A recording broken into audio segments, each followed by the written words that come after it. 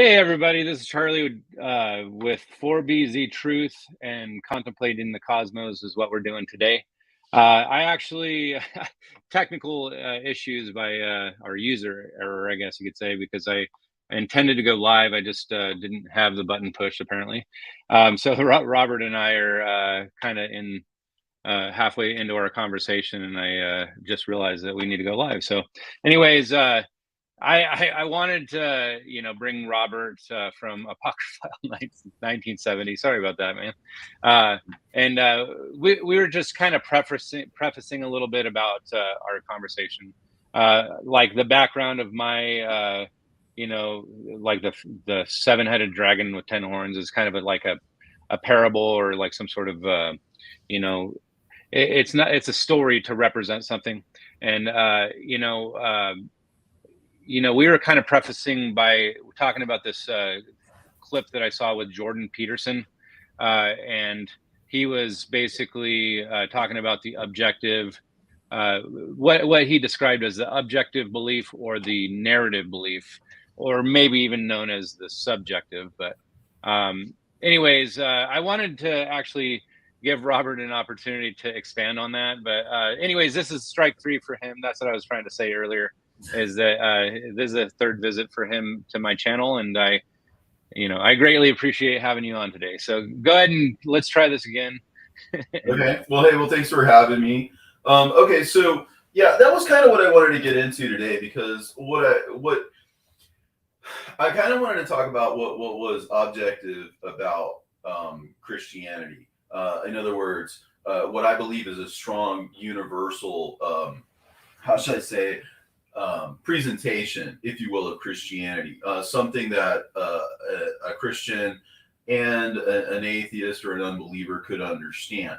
And so what I wanted to point out was that there are features that exist within the scriptures, which are literary in nature. And because they're literary, they can be sussed out in such a way that you can, like you would any other form of literature, and it becomes accessible, I think, to believer and unbeliever alike. This is what I kind of believe is the universality of the Christian message, because up to now, what we've been given is sort of a consensus reality, like the church exists in a top-down sort of outside-in form. In other words, you have a canon that's handed down to you by those in authority. You have teachings, traditions, and those kinds of things passed down to you by authority. And we as Christians have largely, once we buy into whatever particular religion we get involved in, be it Catholicism or Protestantism or whatever kind of ism, we've had to take a lot of people's words for a lot of things. And what I'm saying is there are a lot of things that are latent within the scriptures that, because they're literary in nature, they're not subject to belief or unbelief as much as it has been in the past, and that there's a whole kind of new way of looking at things, a whole new paradigm, I think, that's opening up to us. Christianity has changed a lot just in the last few years. I think that these books that I often speak about, these apocryphal books like the Book of Enoch or the Gospel of Thomas or other kinds of other books, are becoming more and more popular, more and more widely read, more and more widely available, both due to the fact that the internet, of course, makes everything accessible to everybody in all kinds of different languages and whatnot, and that people have been doing this for a long time. Here on YouTube, I was one of the first to get started on this, and I had, a modicum of success, I guess, out the gate, because I was one of the first people to do this. Like you were mentioning before the show about how you listened to the Book of Enoch, and I had provided that because years prior to me being on YouTube, I was listening to these things myself. I had recited them just for my own personal use, so I could listen to them around the house or mowing the lawn or whatever. And I listened to them, and I tried to understand what they meant. But anyway, just to make a short story long, one of the first things I noticed that was really objective that I felt like was a claim that could be made to people within the church and people outside of the church as well, just as an appeal to their reason, was of course Jude 14 and 15, which, whether you're a believer or not, if you can look at it literarily, like if you watch Star Wars or read Huckleberry Finn or something like that, and actually discuss the plot lines and discuss the themes and discuss, you can do this with the Bible, but the Bible has sort of the added bonus, if you will, of of, um, of prophecy. For example, it's spoken of in the past, and if there's revelation, if there's realization that comes from it, it is in fulfillment of prophecy. So if you somehow stumble upon the answer to these mysteries, if you somehow stumble upon the answer to these riddles, it sort of has the added bonus of being something that was predicted. And so you're talking about a mind and a being that is beyond space and time, and is sort of self-fulfilling in so doing. And so you could come at it from a literary angle and leave a believer because of the objective nature of the material. So, Yeah. example, when you read, not to interrupt, but when you read Jude 14 and 15, where my primary example, where it says, and Enoch also, the seventh from Adam, prophesied of these men, saying, behold, the Lord cometh with 10,000s of his saints to execute judgment upon all, and to convict all that are ungodly among them of all their ungodly deeds and all that. The idea is that from a literary angle, whether you're a believer or not, like even if you're coming at this from the point of view of an unbeliever, because I was an atheist before I became a Christian, so I always had to sort of satisfy myself, about the answers to these things from an unbeliever's point of view. And when he says that he's the seventh from Adam, for example, he's giving you his antiquity. So from a literary standpoint, as a literary feature, what Jude is asserting is the ancient nature of that document. So you don't even have to believe Jude, just identify that he's saying that. And then he says that that he prophesied, for example. It means that Jude evidently believes he is a prophet.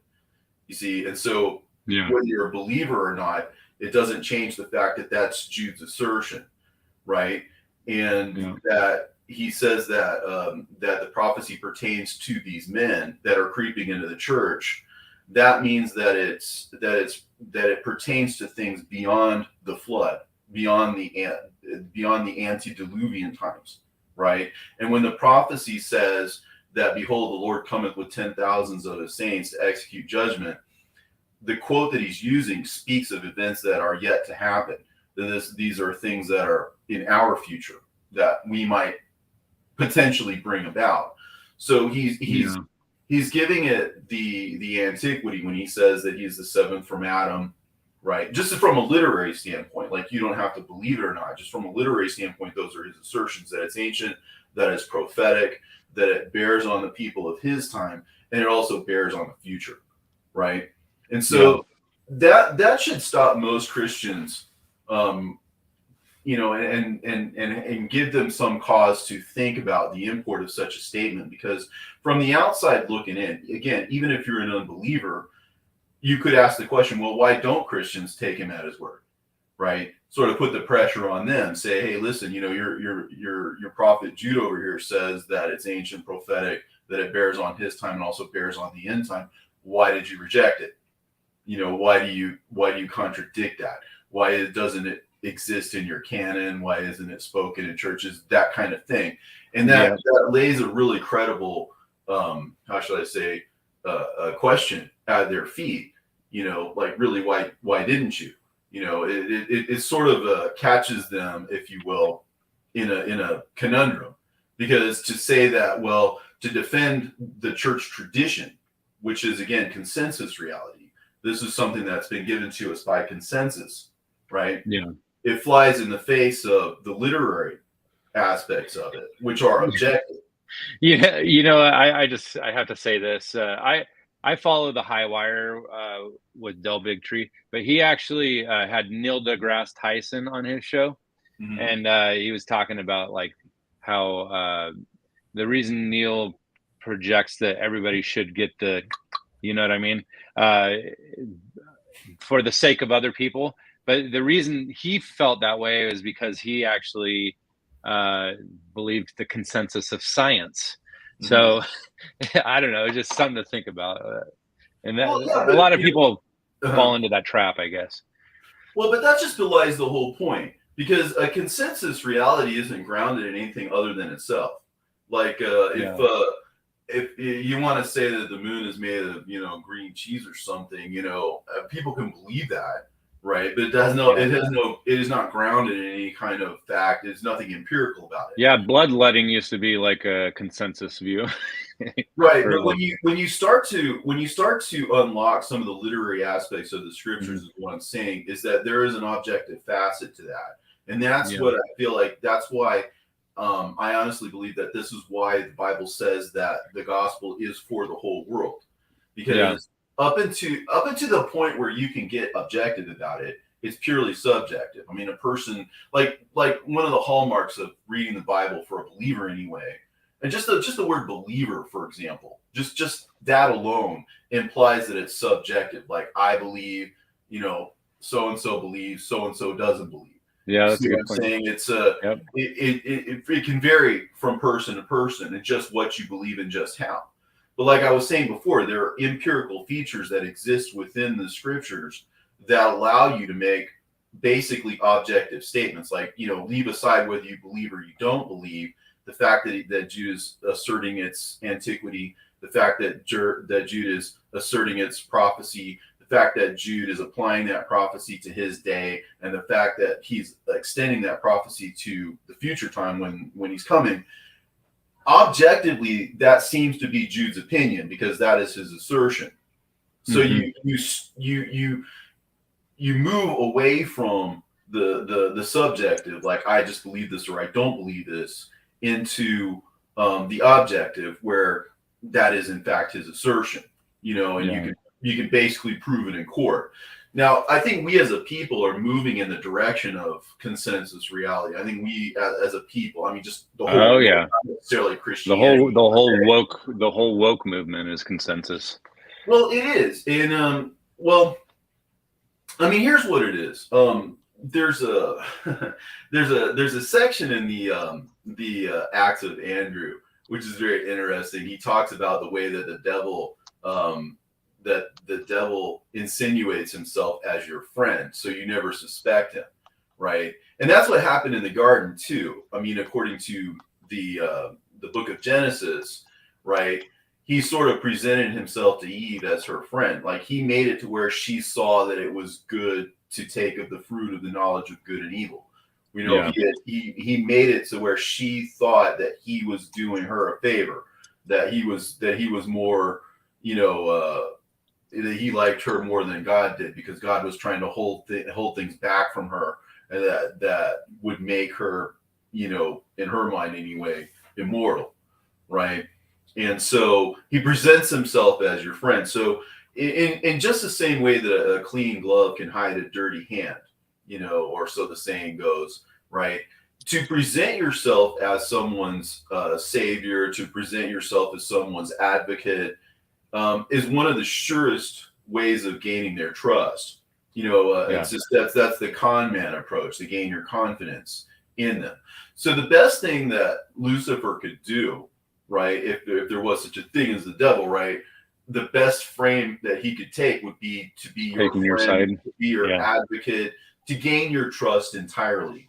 And to Yeah. do this, he may say things or do things that seem right, or possibly on some level even be, right in and of themselves, but he's not using them for righteous purposes, or he doesn't have a righteous motive in so doing, and so the whole idea is that wokeness or any of these other subjective sort of movements that you have, basically it poses as something positive. Can I ask you something about Satan real quick? Because you had mentioned Satan. I was thinking, like, do you think Satan is objective or up for interpretation, I guess? So Well, to get into my is he a person, in other words, or is it just like an idea, or you know what I'm saying? No, I think when you look out into the world and just start with people, right? What you know Hmm. to be real, right? There are people out there who are objectively evil people, Hmm. that would love nothing more to enslave mankind, and who do have malicious intent, who do view us as farm animals at best, and uh, useless eaters at worst. There it's hard for human beings to wrap their minds around what evil actually is, because evil is something that lies beyond most people's conception. But the fact is, if you look through history, there have been cases of just horrifically evil people doing horrifically unspeakable kinds of things to other people. Just the wholesale slaughter of millions of people. People like Pol Pot, or, I mean, you could name names, but it just would go on and on forever. There's a personality type that exists, and they draw from some kind of spiritual energy, Yeah. something inside of them, right, is drawn They towards. allow they allow it to manifest in their soul to become it's almost like being reborn into evil, or being born into evil, I guess you could say. Anyways, Yeah, and I don't see why that wouldn't extend to angelic beings. Um, yeah, in all honesty, like the fallen ones. the motive that we're given largely, there are stories in the Apocryphal where he was told to bow down to human beings and worship, um, and he refused. That he felt that he should be worshipped. But what we're told in the scriptures, the canonical scriptures, is that pride was found in him, and that he wanted to, in a sense, be worshipped. Just the same thing. Um, that he would sit on the sides of the north and all that. But the idea is that at the very least, he felt that. Well, let me come at it from another angle. One of the things he's called is the accuser. Um, Hmm. if, for example, in order to gain some kind of standing before God, he could have some kind of, and I use air quotes here, that he could have some kind of truth on his side.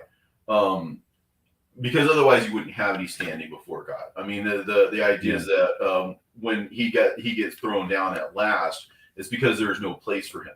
So up until he gets thrown down at last, it implies there is some kind of place for him. He does have some kind of standing, and I believe that is that he gains his power through our sinning, through our disobedience. I mean, I can imagine a being, however you conceive of that, because I don't know. I have never peered into the angelic realms, and I'm afraid that even if any of us had, it'd probably be something you couldn't translate. I mean, Paul talks about, he was transported Ineffable. to a place, and he couldn't Yeah. really even tell whether it was real or not. But that being said, from a purely conceptual standpoint, I can imagine a being standing before God, pointing at human beings and saying, you know what, if you do this, I bet you this will happen. I mean, you see this with Job, right? You take away his stuff, he'll curse you to your face, right? Oh, well, and well, that was just his stuff. Okay, you take away his health, then he'll curse you, right? The idea is Hmm. that he stands as an accuser, right? He gets all his mileage out of that by trying people. Now, a person could argue that that actually serves a function, and the Bible almost seems to imply that, because he has no more place in the end, right? Meaning that the corollary to that is that up until that point, he has at least some purpose. You know what I'm saying? As if to say he serves some kind of function, right? To sort us out, perhaps. But that being said, um, in the case of Jude, for example, like what we were just talking about now, Yeah. I think he's getting a whole lot of mileage out of the canon right now, what we conceive of as the canon, because people aren't standing on those verses. Because if and there's a lot to talk about. There's a lot to unpack. Around the book of Jude, um, uh, uh, a second book actually takes and incorporates the book of Jude. This book exists in the New Testament called Second Peter. And Second Peter contains almost all of Jude inside of it, which is very interesting because outside of the synoptic gospels, you don't really see a gospel that or a book that actually incorporates another book, or most of another book inside of it. And one of the things it says in Second Peter is that if you follow these instructions, let me see if I can pull it up here because I don't want to just quote it from memory. Yeah, to me it's like corroboration. It's not redundant; it's corroborating, having multiple people describe the same events or whatever. I don't know if that's what you're trying to say, but okay,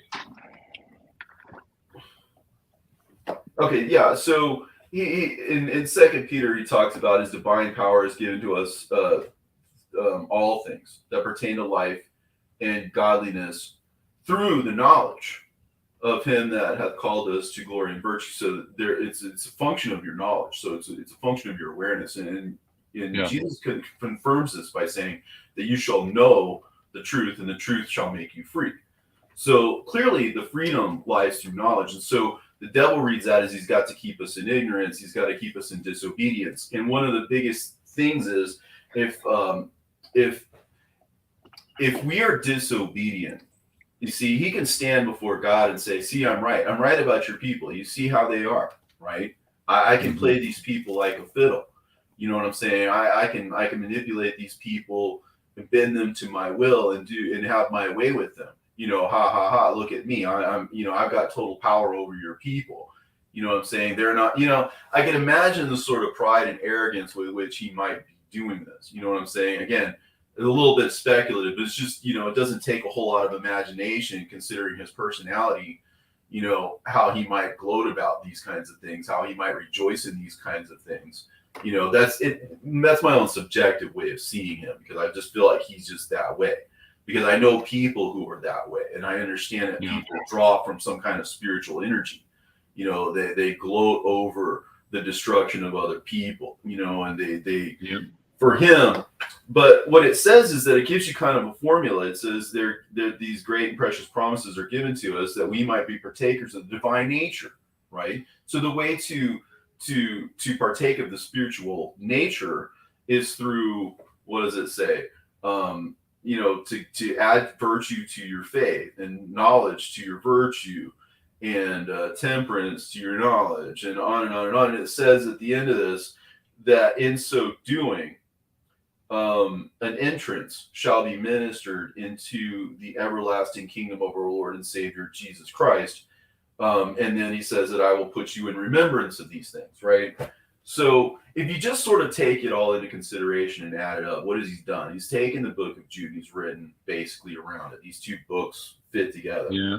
And he's told you that the way that there's an entrance that will be given to you by means of remembrance. So it's something that what's implied in that is it's going to be forgotten for some time, right? But if you're virtuous and you're obedient, and you add knowledge to your faith, in other words, it's great that you believe, but without proper understanding, your belief is limited, and it doesn't open the door to the kingdom in the same way that having actual knowledge will. In the same way that when Jesus says that you shall know the truth and the truth shall make you free, sort of implies that until you actually know the truth, you're never truly free, because you're in bondage. You see, and what are these snares and what are these bondages? You see, faith can be misused because, if you think about it, when people ask you what religion you are, for example, it's like as if to say, well, what flavor of faith do you have? What variety of faith do you have? Like as if there's so many different ones, right? Yeah. As if, and to some extent, you could say that beliefs are as many as there are people out there. Everybody has a sort of personal belief, that they hold dear or whatever, that's their belief. But what I'm suggesting is that if you start to see things from a literary standpoint, things become a little more objective. And that's what I think is the way forward. Because if you actually are able to find an answer, something that works, because riddles are kind of funny like this, people will ask you, to solve a riddle or something, and it's something you'll strain at and strain at and strain at. But if you figure it out or you're given the answer, all of a sudden it's like, of course, that's the answer. Yeah, you know what I'm saying? And it hits you there's like something gratifying a to ton of find. bricks because when you stumbled upon it. What starts with an E and ends with an E and only has one letter in it, right? Well, it's an envelope. You know what I'm saying? Duh, right? But you don't really realize that until you figure it out, right? So if the nature of this knowledge, the nature of this revelation should be such that number one, it's a remembrance, and number two, it's objective, because instead of it being a belief, it moves into knowledge. You see, and knowledge is a little bit different from belief, because you can have many beliefs, but if you stumble upon knowledge, then that's more objective. So this might be a good point for me to say what I was thinking about. Knowledge is puffed up. So you know how people always try to say, oh, well, you're just kind of getting puffed up with your knowledge or whatever. But when it's really the application of knowledge that makes a difference. I think that if you're just trying to, project something like, oh, look at me, I have all the knowledge. And I'm kind of thinking about, like, what's the point of this? Why are we doing this? Are we just projecting knowledge, or are we actually trying to show somebody a door or something? Okay. When I think of that, though, I think of sort of from an academic angle, like human knowledge, because, like, I give you an example, like what we were talking about earlier about what church you join or what church you're part of. Now, there's knowledge that's handed down through academia, and there's knowledge that's handed down through tradition that is basically rooted in the teachings of men, right? And number one, I think that that's more the knowledge that he's talking about. But even putting that aside, the idea is that knowledge puffeth up. But what's the rest of that saying? That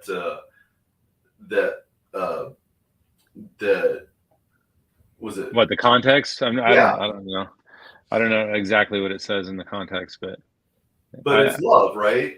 It's love that I think so, yeah. But that being said, when I think about the way that, for example, going back to Jude and the Book of Enoch, for example, the reason why there's this conflict between what Jude is saying and what the academics and the traditionalists are saying is because their knowledge is looking at it from the standpoint of, and if you go read any books about the Book of Enoch, for example, they'll tell you, number one, it's a composite work, that at best it's like 300 BC, or parts of it are, that it's just sort of thrown together. It's a pseudepigrapha. Yeah, that it's pseudepigrapha. And you see, that kind of knowledge, allows you to cast doubt into the minds of the believer, so that if someone, let's say someone naively reads the book of Jude, like I did, and just looks at it and says, well, Jude seems to believe this is authentic.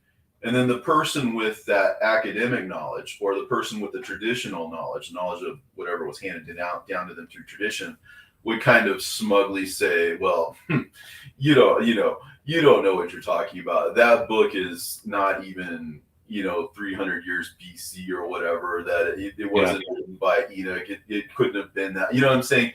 And so that's the kind of knowledge, I think, that puffs people up, because what they do is then that reinforces the institutions, and that reinforces the scholarly consensus, right? And that's mostly what scholarship is consensus. Like, I mean, it doesn't matter what you're talking about, whether it's religion or science or any other kind of thing.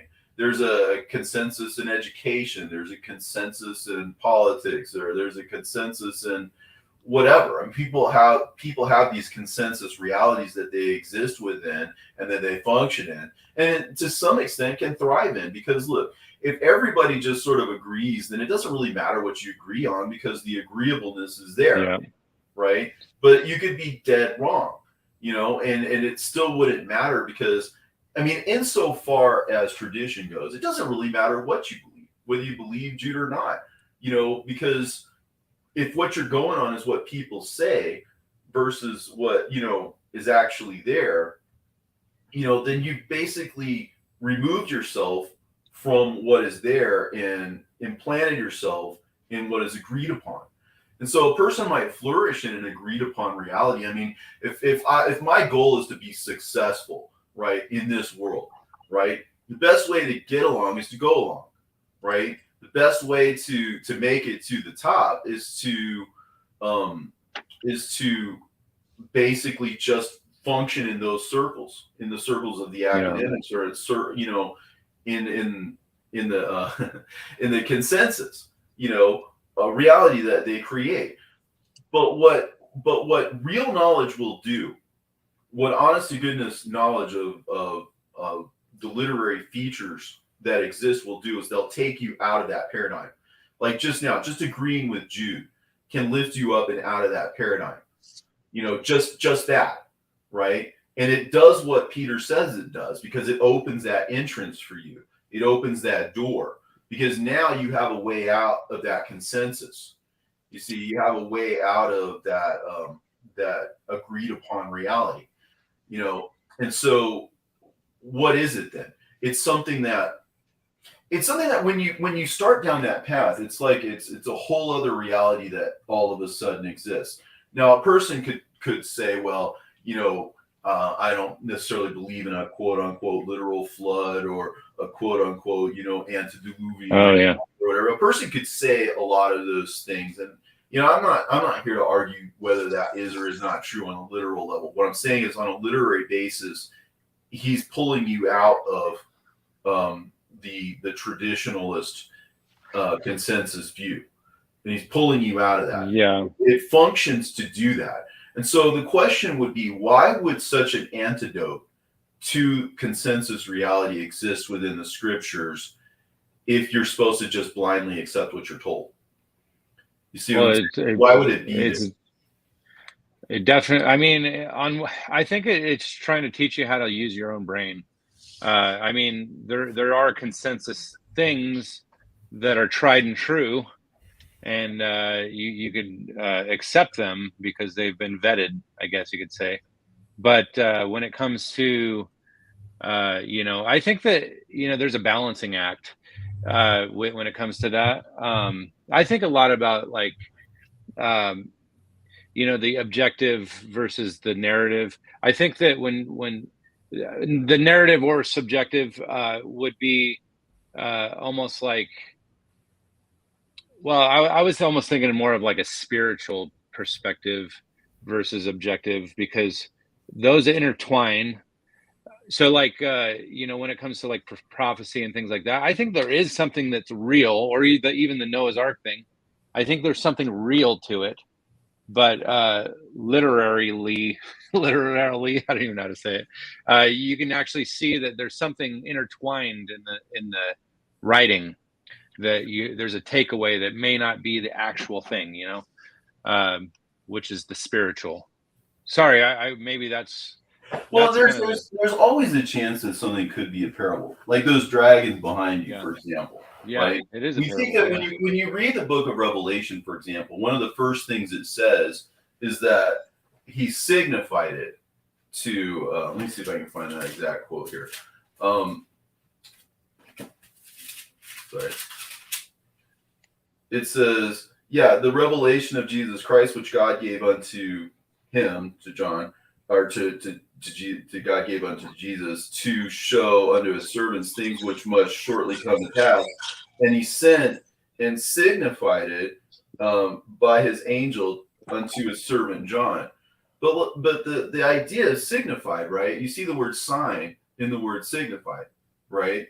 So what he's showing, what he's telling you is that he's signified it, or he's put it into signs or symbols, right? So a person reads the book of Revelation, they're probably not thinking literal dragons. They're probably not thinking literal horrors. They're probably not thinking a lot of things literally. That hasn't stopped a lot of people from speculating, don't get me wrong. But one of the first things it says about it is that it's it's signified. It's in signs and symbols. And one of the first things you read about in the book of Enoch, for example, it says it twice in chapter 1 that it's a parable that is spoken of parabolically.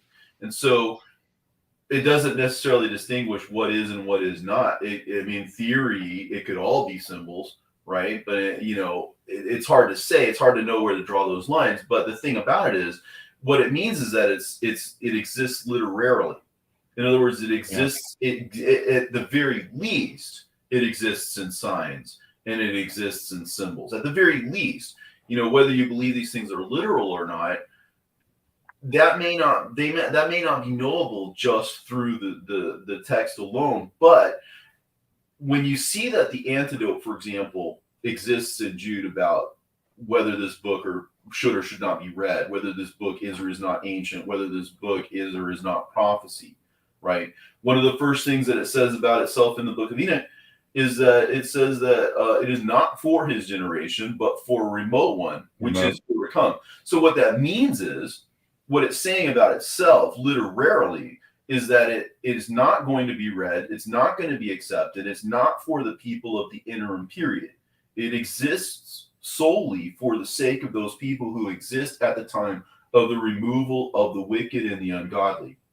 And when Peter says that if you do all of these things, then an entrance will be open to you, what is that entrance, right? I believe that the mechanism that exists within Jude for you to escape from that consensus reality and into Jude's world, into his belief, right? Or at least acknowledge his belief against the traditionalist belief, right? Exists there. That there is a dividing line, that door is open for you, right? In other words, when in Revelation, when he says, I'll set before you an open door, for example, that no one can shut, right? Well, until somebody stands on that line there and says, listen, whatever the traditionalists have said, whatever the academics have said, right, runs counter to what Jude said, regardless. Yeah. Right? Whether they're right or wrong is really beside the point. It runs counter to what Jude's assertions are, right? Mm-hmm. So it doesn't matter which side of that line you stand on, that line exists, you see? And so that being the case, right, why is it that this gets so swept under the rug? Why shouldn't it be front and center in a conversation? Because it's fairly straightforward. You see, it's because people don't want to parse it out in terms of what it's actually saying. They want to brush it aside, sweep it under the rug, so to speak, right? And so use techniques of deception like that in order to water something down.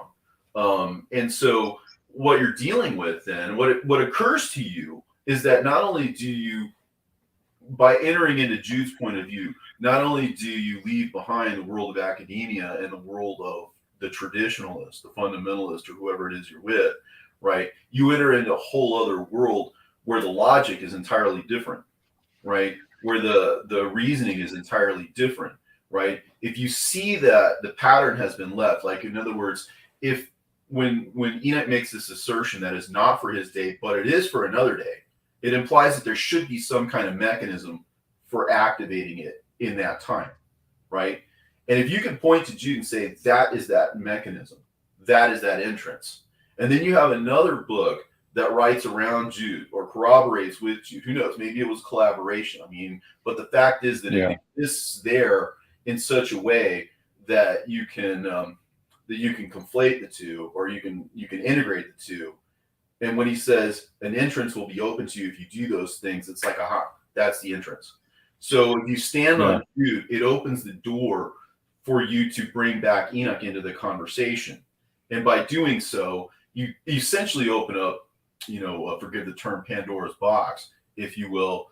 Like the door you can't shut. Because some people might see that as a threat, like a slippery slope, like, oh, you accept Enoch, there's all these other books too, because what does it say at the end? It says at the end of at 104 and 105 that scriptures will be given to the people to believe, and they will be able to expound them and to exposit them, right? And then it tells you to reveal it to the world with your wisdom, right? So it gives you basically a command. So there at the time of the removal of the wicked and the ungodly, this is tied to the revelation of other scriptures, the ability to read them and understand them and exposit them. So if you should happen to stumble across the logic that allows you to do that, the literary rules of the game, so to speak, and are able to reveal it, then it becomes a fulfilled prophecy.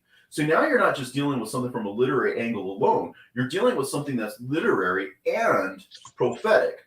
And so now you have the power of the truth along with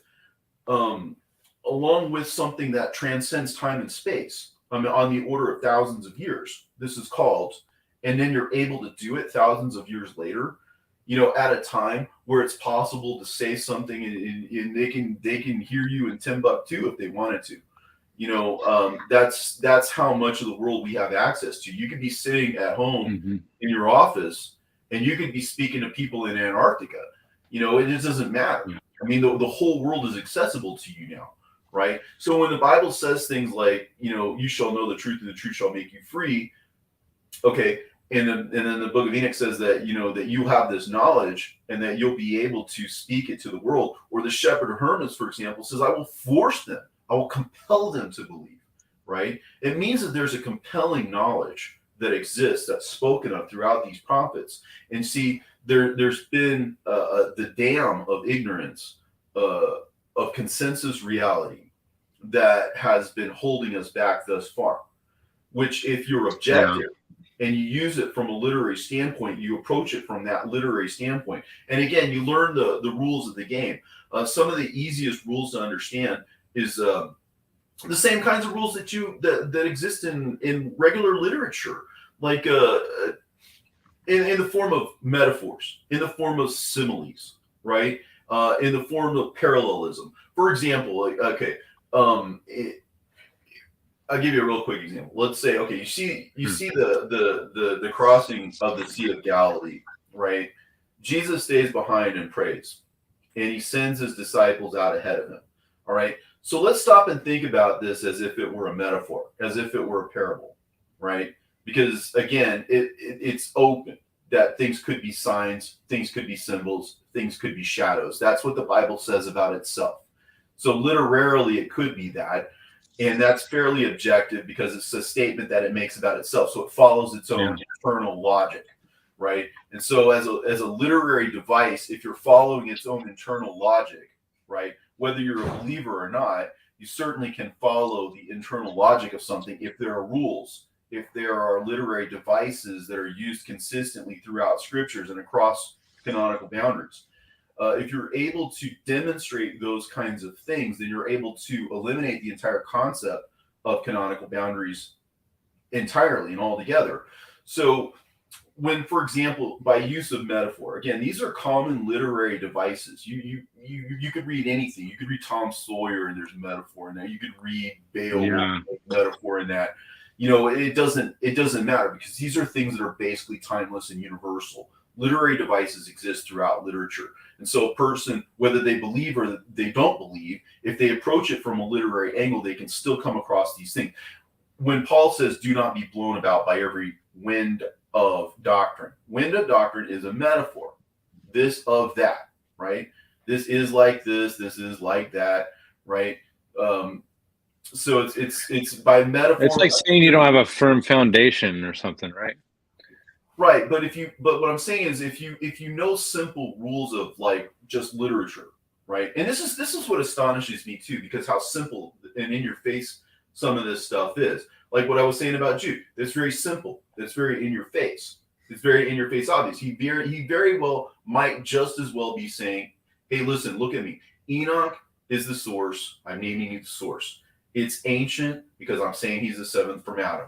It is prophetic because I'm calling him a prophet. Right? It bears upon my age because it is to these men that he prophesied, right? And it bears upon the end of the age because it says, behold, the Lord cometh. He might as well be saying that because there's really literally no difference between him saying that and him not saying that because literarily those connections are to be made based on what he's saying literarily. So when Paul says, "Do not be blown around by every wind of doctrine," okay, so by metaphor, wind is associated with doctrine, right?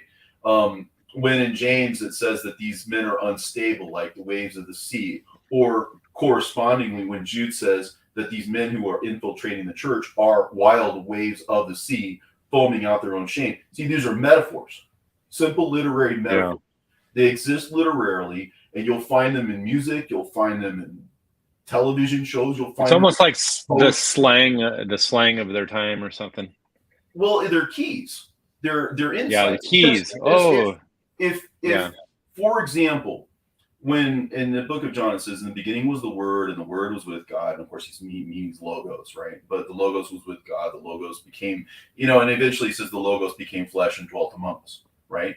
So we understand that Jesus, the man, carries with him this additional meaning of him being the logos. So if you see, for example, that Jesus came into the world, you could infer that the logos came down into the world, right? If you say that Jesus taught, because again, he is the logos, then the logos also taught. It also spoke, right? And if you say that Jesus was railroaded and put through a false trial, you could say the same about the logos. And if you could say that he was then put underneath the earth, or killed and put underneath the earth, right? Then you could say that the logos was essentially killed metaphorically and put under earthly terminology, right? And again, a day is as 1,000 years, and 1,000 years are as a day. So if after 3 days, or again after 3,000 years, and in form that's given to us in Barnabas, where he literally says that there were 6 days given over to men. He literally says that means that 6,000 years were given to man, right? So you have a corroboration in that particular book. So the very least you could say about that was that was an early Christian belief, because it exists in early Christianity as a belief, right? So that being said, right? So if you put all these pieces together, if Jesus stays behind and prays to the Father, that means that metaphorically the Logos stays behind, right? In the past, in other words. And the apostles go out onto the sea, which again is like the age, because you're going from here to there. So what's the destination is the end of the age, right? And if he then walks upon the water, that means that he is transcendent of this age, because the Logos has the ability to tread upon this water and to come at you from behind, right? In other words, it has the ability to catch up with you, right? And if the winds are doctrines or teachings, right? And it says that the winds were contrary, right? All you have to do is flip it around. Wind of doctrine, right? So the winds are contrary, the doctrines are contrary. Just flip it around, right? And if it says that the waves, right? These men are wild waves of the sea, foaming up their own shame. Or in James, likewise, it says by way of metaphor that they are unstable in all of their ways, like the waves of the sea, right? So who are these men? These are unstable people who have infiltrated the church. So he's not talking about literal waves necessarily. He's not talking about literal winds necessarily. That could easily be the case. It's not hard to believe that he in the flesh could transcend the flesh, right? But at the same time, it carries with it this meaning. So if he's able to stop the winds and he stopped the waves, what he's doing is he's stopping these unstable men, and he's stopping their doctrines, you see? And that's all achieved by simple similes and metaphors, right? Simple literary devices that an atheist could use, that a Muslim could use, that a Hindu could use, that they're objective in that sense, because there are rules to this. And because there are rules to this, you see, then they sort of formulaically, and the reason you can do this is because when Jesus says, well, how will you interpret this parable? How will you interpret any parable? Literally any of them. And what does he do? He uses word substitution. He says, look, the sower, for example, when he interprets that one, he says the sower is the Son of Man, right? The seed is the Word of God, right? Simple substitution. It's very algebraic, right? And he says the field is the world. Why would the field be the world? Because it's earth. It's earthly, right? It's worldly, in other words, right? And so if the seed is allowed to grow in the earth, it means that the Word of God is allowed to develop in an earthly in an earthly substance. In other words, the heavenly meaning is couched in earthly terminology. You see what I'm saying? And so there are rules for this. And so what I'm saying is that the rules are not only discernible, but they're in your face, obvious when you grasp them. And so it becomes something that can be universal, and it's something that can appeal to believer and unbeliever alike. And so that makes it the gospel, if you will, for the whole world, because it isn't necessary to believe first, right? So can I just say a quick thing, because my mind is racing right now. I almost think of like Christianity, not just Christianity, but just reality in general. There's two facets. There's the literal or the tangible, and then there's the spiritual or even parabolic. And you can actually, so we're taking away something from the scriptures that may not be right out in the open, right? You have to almost like figure out the riddle. And but is that really the goal of Christianity, so to speak, is to find that hidden key or that hidden gem that's buried in there? Well, what does he say? Why does he say that he speaks in parables? Not to interrupt, but why does he say he speaks in parables? Because otherwise they might turn and have their sins forgiven them. He doesn't want to have that to happen prematurely. You see, it's for the good and the evil alike. It's for all mankind. You see what I'm saying? If this were to have happened prematurely, then we would never have come into being. The gospel wouldn't be for us because we wouldn't have existed yet. He's got us in mind too. He's got a whole other group of sheep that he's calling, in other words, a whole other congregation that exists in the future that he's wanting to save this for. And so he's concealing it from them for us. And then we're revealing it, if you will, if that's what we're doing, to the world for the sake of the entire world. So here you see the world going down the tubes, basically. I mean, just looking at it, it's clearly it's unsustainable the way that it's going. I mean, when I was a younger man, let's say back in the previous century, let's say, I felt like the world was previous millennium actually. I'm a time traveler from another millennium. Okay, literally. But that being said, right? In my mind at the time, the world was on this whole other trajectory. We thought that we would be enlightened. We thought that we'd live like the Jetsons or something. We had these concepts in our mind that the world was about advancement and that the world was about more and more enlightenment. And what happened was the evil nature of men, as soon as more means of communication became available, instead of being for enlightenment, they became for controlling people. Well, they wanted to benight us. That word basically means to cast a spell, if you will, of darkness and confusion over people, so that they walk in darkness and they walk in confusion. Television, radio, internet, it's all used for things like propaganda and misinformation and disinformation, and also to push certain things and to suppress other things, right? It's all abused, right? Everything that we thought could be to our benefit has been used to our detriment by, again, people whose goal it is to benight us, to confuse us. You see, and that reveals to me that informs me that this is something that is fundamental in human behavior. This is something that exists within human nature. Not everyone's nature, but the people who want to be in those positions, the people who want the rewards and the whatnot of those positions, they view us as chattel. They view us as expendable. We're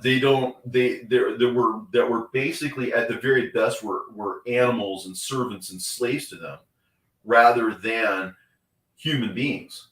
But the thing about it is God has preserved this mystery because he honestly cares about us. And he wants it to get so far that everybody sees it, that there's not a question in anybody's mind just how evil the evil people are. And the whole thing is to kind of save us, if you will, just kind of in the nick of time. It says that if, he had not shortened those days, for example, no flesh would be saved, right? So you kind of get this sense that it's all the way up to a certain point, and that's it. That's where he cuts it off, right? But these mysteries exist as an antidote to the benightedness that was brought on by those people who were infiltrating in the early church. Remember the contrary doctrines, the winds were contrary. Yeah. Right? Remember the Galatians waves, and all that, yeah. Right? These are the wild waves of the sea foaming up their own shame. You see? And now that you recognize it, you realize that God was never on their side. You know, he allowed things to happen, but these people, the thing is, for us to decode any of this stuff in our place and time means that in their place and time, they had encoded them. And because the message was encoded, this is why the Gospel of Thomas says, why do you look for the end? Have you found the beginning? Because the end is at the beginning. What does that mean? It means that if you want to decode it, you have to understand that it was encoded. It was encoded in the beginning to be decoded at the end, but the encoding and the decoding are the same thing. There's this interim period, right? So the end is at the beginning, you see? Because that's one of the ways that particular riddle unfolds, right? Because understanding of this particular paradigm unlocks that mystery. Another thing it says in the Gospel of Thomas, whoever comes to find the interpretation of these things will not taste of death. So as a riddle, the way that you would unlock that riddle is just to rephrase it. The tasting of death is a function of not understanding the mysteries. You see what I'm saying? And so what death is, and again, the Bible corroborates this too by saying that to be carnally minded is death, right? So in other words, it corroborates. But okay, so death is a function of being carnally minded. That's why he says, let the dead bury their own dead, because from a literal standpoint, it doesn't make any sense that a dead person, is out there as a corpse, already dead, burying someone else literally who's already a corpse and already, you know what I'm saying? Because dead people don't do that. You know what I'm saying? So he's obviously speaking metaphorically, that's the same as the blind leading the blind. The dead burying the dead are the same as the blind leading the blind, because dead is not understanding. So they don't understand and they're blind. They don't understand and they're dead. See, it's the same thing. So you find that a lot of these things are just sort of repetitions and different angles on the same basic thing. Yeah. I'm just thinking of what is the takeaway from a lot of this? I mean, how is it applicable to us? I mean, I titled this the Great Revealing, and that's what it is. It's a revelation. That's so. How deep or how exclusive or how I feel like revelation is just there. I mean, revelation really is just us, the key, unlocking something. I think the keys are always there. The Bible is loaded with keys, but go ahead. What I'm saying is you can throw the baby out with the bathwater. The entire edifice of the religious establishment, even though they've preserved the scriptures well enough, right? Even though they served as a medium by which some of the scriptures were preserved to us, not all of them, because they did suppress and destroy others. You know what I'm saying? They weren't faithful enough to just set those things aside and say, hey, listen, we don't believe those, but here they are, they still exist, right? They actually went and destroyed a lot of these things, or just let them, die off, and then they're no longer extant. They were not faithful stewards of the truth. They were not faithful stewards. And this is why when John the Baptist came, he said, listen, there is an axe laid at the root of the trees. Remember, trees have to do with teaching, the tree of the knowledge of good and evil, right? Trees, knowledge, see, the axe is already laid at the root of your teaching, right? Meaning that when John the Baptist spoke in riddles and in parables, and we kind of know that he did because he utilized them. That could be another topic for another subject or whatever. But that being said, when, for example, when Yeshua was in front of Herod, when Jesus was in front of Herod, Herod kept thinking, is this John the Baptist come back to life? Right? Because apparently there was something about Jesus that was reminiscent of John the Baptist in his mind, right? Is what it's kind of telling you obliquely there. And the idea is that he was able to articulate certain kinds of things, and he knew enough to understand that their entire teaching was vulnerable, that the axe was already laid at the roots of the trees, means that he knows that their foundations were entirely wrong. And so when you read in the Gospel of Thomas, for example, that a grapevine has been planted outside of the Father, and it will be pulled up by its roots, that's correspondingly that refers to Christianity, right? This is why Jesus says he's the true vine. That is to say, as opposed to the false vine. This is why in the book of Revelation, it is the vine of the earth that is trampled, right? The idea is that there's an earthly teaching of Christianity, and then there's a heavenly one, and heavenly one is Jesus, because he's the true one. You see what I'm saying? As opposed to the false one, right? So that grapevine, that false Christianity, is to be pulled out by the roots. That the axe that is laid at the roots of the trees, at the roots of the teaching, in other words, of Judaism, right? It means that there's something fundamentally wrong about it. That Judaism as a whole, and I keep using the word Judaism and Christianity, where when I think about God, I think about him as an is, not an ism. You know, I say that a lot because he turns something into a teaching, right?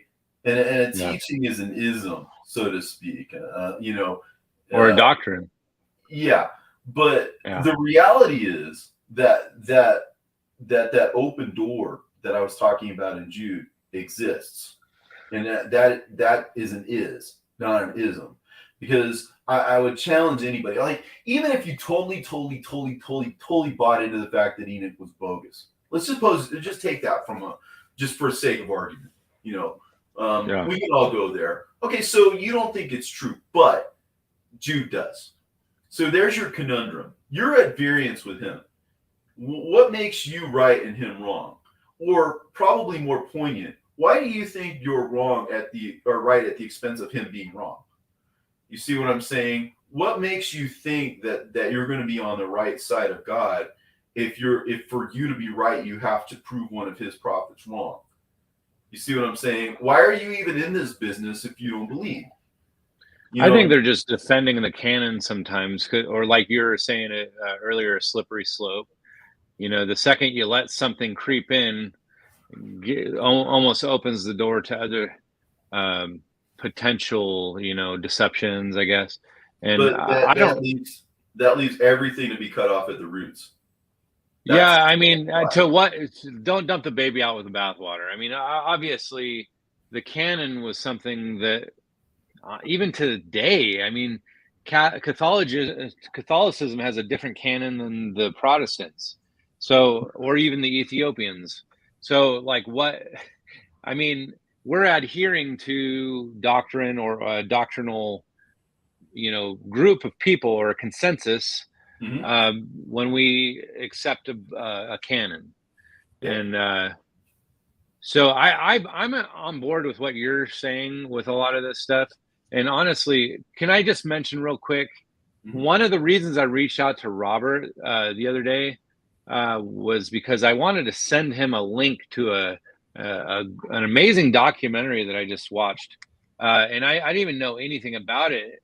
It just came up on my YouTube feed, and I'm like, oh, this looks interesting. So I clicked on it. No, that's not true. It was another guy that was on my comment thread. He's like, are you the guy that made the documentary? You know, it's called The Bible is a Trilogy. I'm like, no, I'm not that guy. He's like, well, it's really good. You should watch it. So I ended up going and watching it. And oh my gosh. And not to mention, they made reference to Apocryphile 1970.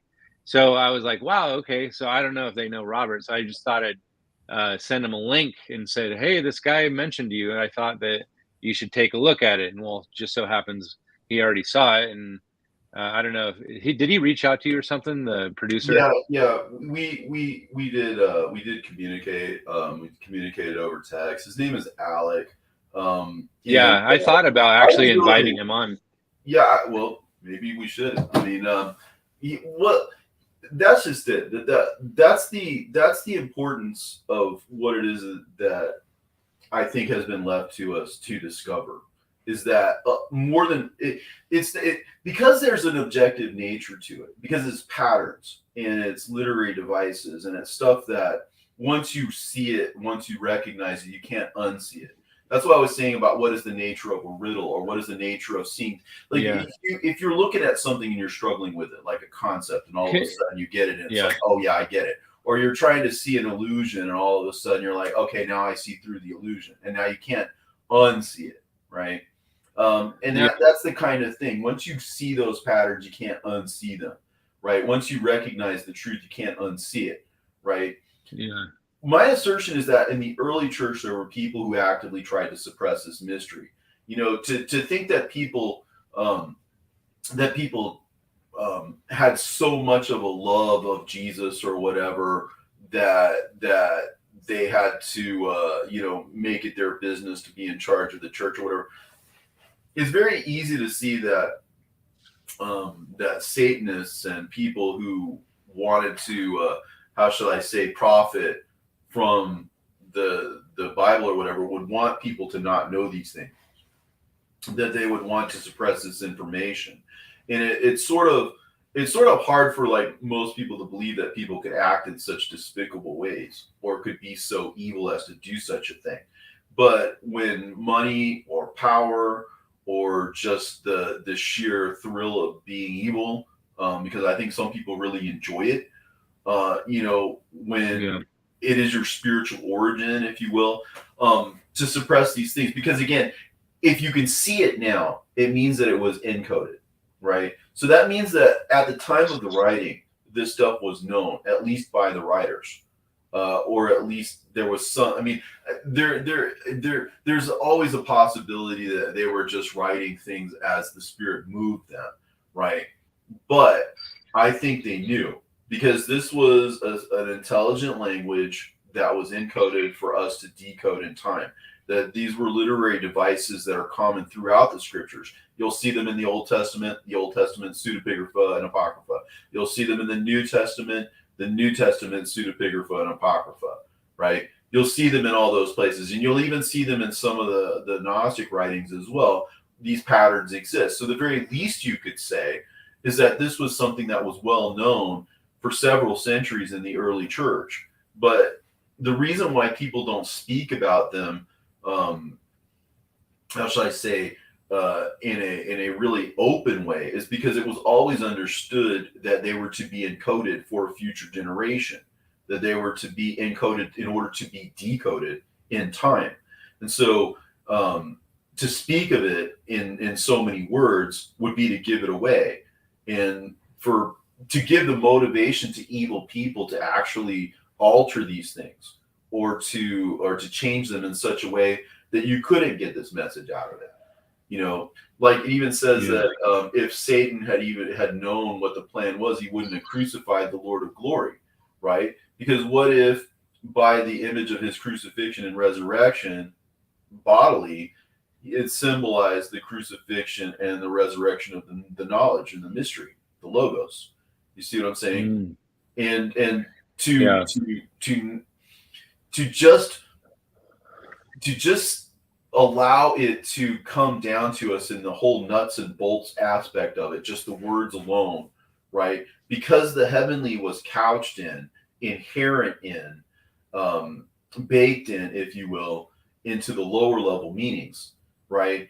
If by pushing the lower level meanings, they were able to gain earthly power and earthly control and earthly wealth, and earthly influence by so doing, that provided them with the motivation, if you will, to do this, to present things in their lower form.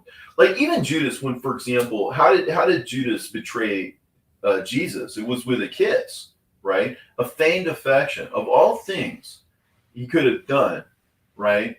Why the kiss? It's to present to us that it was those people who pretended to have a love of the logos, the people that pretend to have a love of Christianity, who were the true betrayers.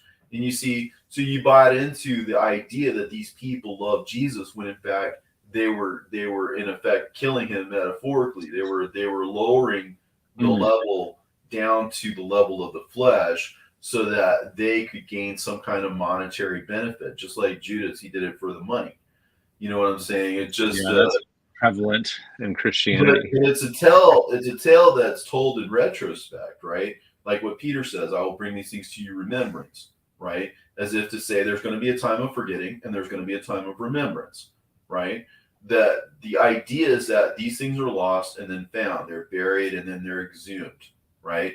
They're uh, they're there for us to be preserved until such a time as they can be revealed, and not before.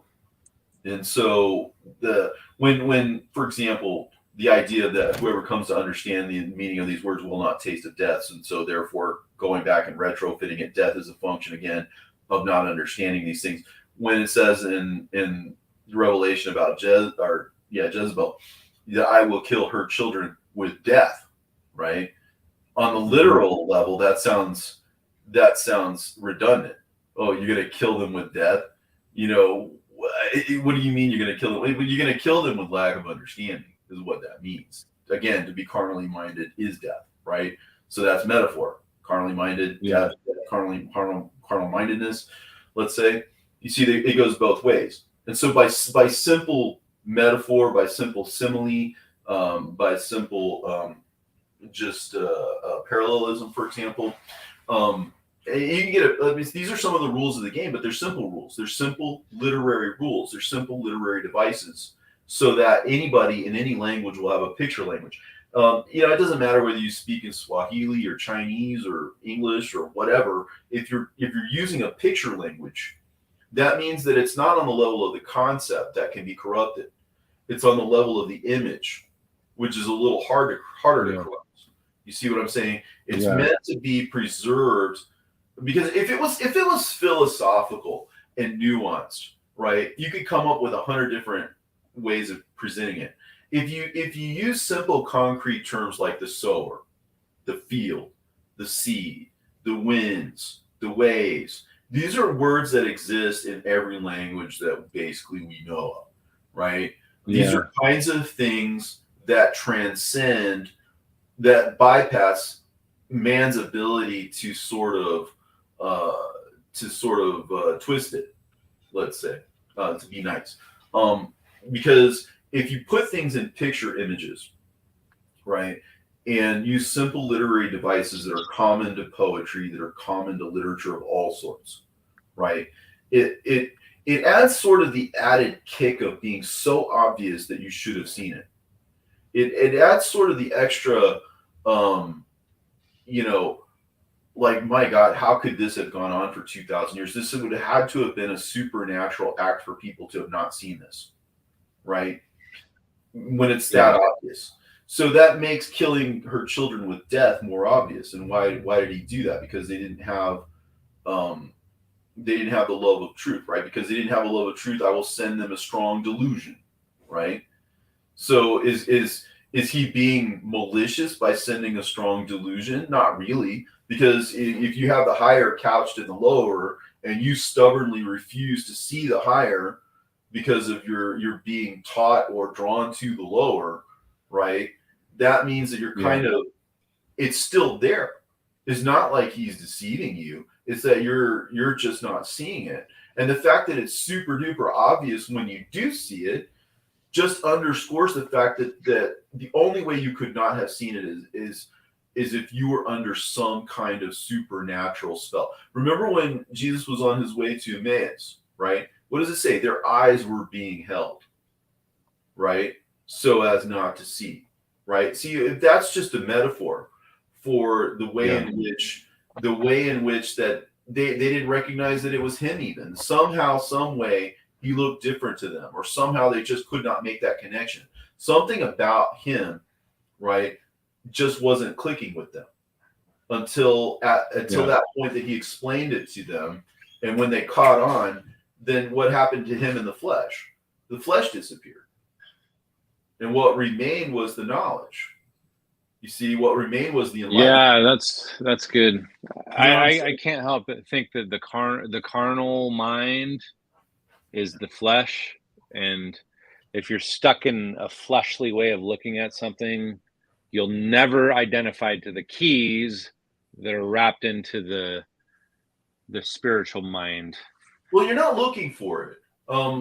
One of the things it also says in the Gospel of Thomas, he says, I have things to say to you. Let me see if I can find it here. Yeah, it says in Thomas 92, it says, Jesus said, seek and you will find. In the past, however, I did not tell you the things about which you asked me then. Now I am willing to tell them, but you're not seeking them, right? Why? Why would you not seek something? Because you already think you have the answer, see? Like you think you know, and therefore you're blocked from looking further. You're blocked from looking deeper. You see, because that whole aspect of your thought process has been satisfied. And so it, in effect, you're thinking you have the answer is blocking you from actually seeing the answer or even being curious about the answer. You don't need to look at it any further. You see, and that was the thing. Having the idea that Jesus could heal somebody physically is already an exalted thought. If he could heal a literal blind man's eyes, that's enough. Wow, that's incredible, right? But what if we're the blind man? And what if it's not our physical eyes, but our spiritual eyes? What if it applies to all of us, right? Yep. If you see it then your spiritual eyes are open, right?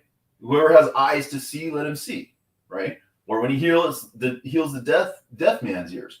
Already in the flesh, it's so spectacularly miraculous that a person could do that in the flesh that you don't think about it further, right? But what if he's healing? What if we're the man and he's healing our ears?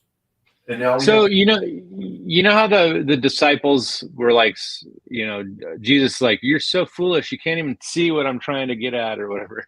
And so the point that he was trying to make is that the disciples hadn't arrived to the point that Jesus was trying to point out to them. And I almost feel like everything that you actually look at, like when Peter chopped the ear off of the soldier or whatever, maybe there's more to that story. The ear being chopped off was maybe a metaphor of him cutting off for the ability for the guy to hear what Peter. That's exactly right. And then who put it back on? Jesus. There you go. So, I mean, it almost, I got tingles just thinking about it. Yeah, that's that's what I'm saying. You get it. You see it. See, you have eyes to see and ears to hear. See how that works? See, that's why Alec could make that documentary, because he sees it too, right? What does it say in the book of Enoch? Reveal it to them with your wisdom, for you are a reward upon this earth, right? So he can do it. I can do it. You can do it. Somebody watching this, they also can do it. You see how that works? So is this the real gospel? I mean, I almost wonder if like so granted, a lot of people. Well, it's there. So I'm afraid that the gospel is being projected carnally, so to speak. And I'm not saying there isn't something to the natural or the physical aspects of the gospel, but I just feel like, what if half of it's missing because the keys were never revealed? Well, I don't mean to interrupt your train of thought, but see, some of that is accounted for by the fact that a lot of it is just saying the same thing over and over and over and over and over and over and over again. So that even if something did end up missing somewhere, you still don't miss the point. It isn't as if I don't think that there's anything that's missing that's so crucial to our understanding that it stands in the way of our understanding, because we do understand it. Yeah. So I just am thinking about so Alec in his documentary was talking a little bit about how, it's almost like you can find the keys in just about anything. And it's not just the Bible necessarily. And it's not even intentional sometimes. You're saying that a lot of these, like the Jews, kind of had their process of trying to, put things in hidden. They put some mystery hidden into the wording or whatever. And because there's all these underlining meanings for things. But what about the Holy Spirit manifesting through somebody's unintentional, putting something out there, or even nature in general. I mean, the seed being planted in the ground creates a tree, and there's just something like a key written into that, and it just says simulation to me. You know what I'm saying? Like we're in a simulation. I mean, there's a lot of things that we won't know until we are transformed and we become angelic. There is going to be that, and that is going to happen. You see with Saint Stephen, for example, right? He was beginning to transition into his angelic form, and this is why he's the first martyr, because he had given up on this world. He was done with this, right? He was completely transcended of it at some point. He was going to go stand up to those people knowing that they were going to stone him. He was going to stand up to those people knowing that he had his spiritual eyes fixed on something bigger. He was looking up into heaven and he was saying, I see the Son of Man at the right hand of the Father, right? So not only was he changing, but he was also seeing into the heavens, right? So it honestly didn't even matter to him that he was losing himself in the flesh. He was able to forgive all those people, including Saul, right? And he said, do not lay this to their charge. And guess what? Guess who God calls, is Saul, right? Could it have been at his intercession? You know what I'm saying? It's entirely possible. It's entirely plausible. Because, see, look, what's the right attitude? The idea is that you mourn for the loss of the sinners. You mourn for those people who are lost, right? You pray for the people who are lost. You pray for the people whose intercession is required, right? And if you have an effectual, fervent prayer like Stephen had, right, that's going to avail much, as Paul says, right? He can't, he knew he was doing things that were wrong. The first thing that Jesus did when he confronted him is like, why are you kicking against the pricks? In other words, why are you doing what you know is wrong? Why are you doing something that you know pricks your heart? In other words, you understand is wrong. You're doing the man was transitioning into an angel, and you killed him, and you consented to that, right? I mean, could you be any worse? And to have to eat that level of humble pie and to have that experience of actually being confronted by the very one that you were persecuting, and then have to then become his advocate. You know what I'm saying? But I think that all of that had its roots in Stephen's prayer. And it's not hard to see that anyway. And, again, I don't pretend to know the machinations of the mind of God, but it is written there, for that reason. But the idea is that everything in this world has a place that, I don't know how I would put it. Some things are just true in and of themselves. I mean, as an atheist, I used to think, oh, well, if God created the world, then who created God, right? I don't know, I'm such a genius, right? That's a tough question. Well, but it's just, the truth is always very simple. It's never complicated. The truth is always very simple. Like, when did 1 + 1 start to equal 2? When did it start? At what point? It almost seems like a law of right? A child. That to me sounds like it's a transcendent concept. It's not necessarily because he is an is and not an ism. See, 1 + 1 just is 2.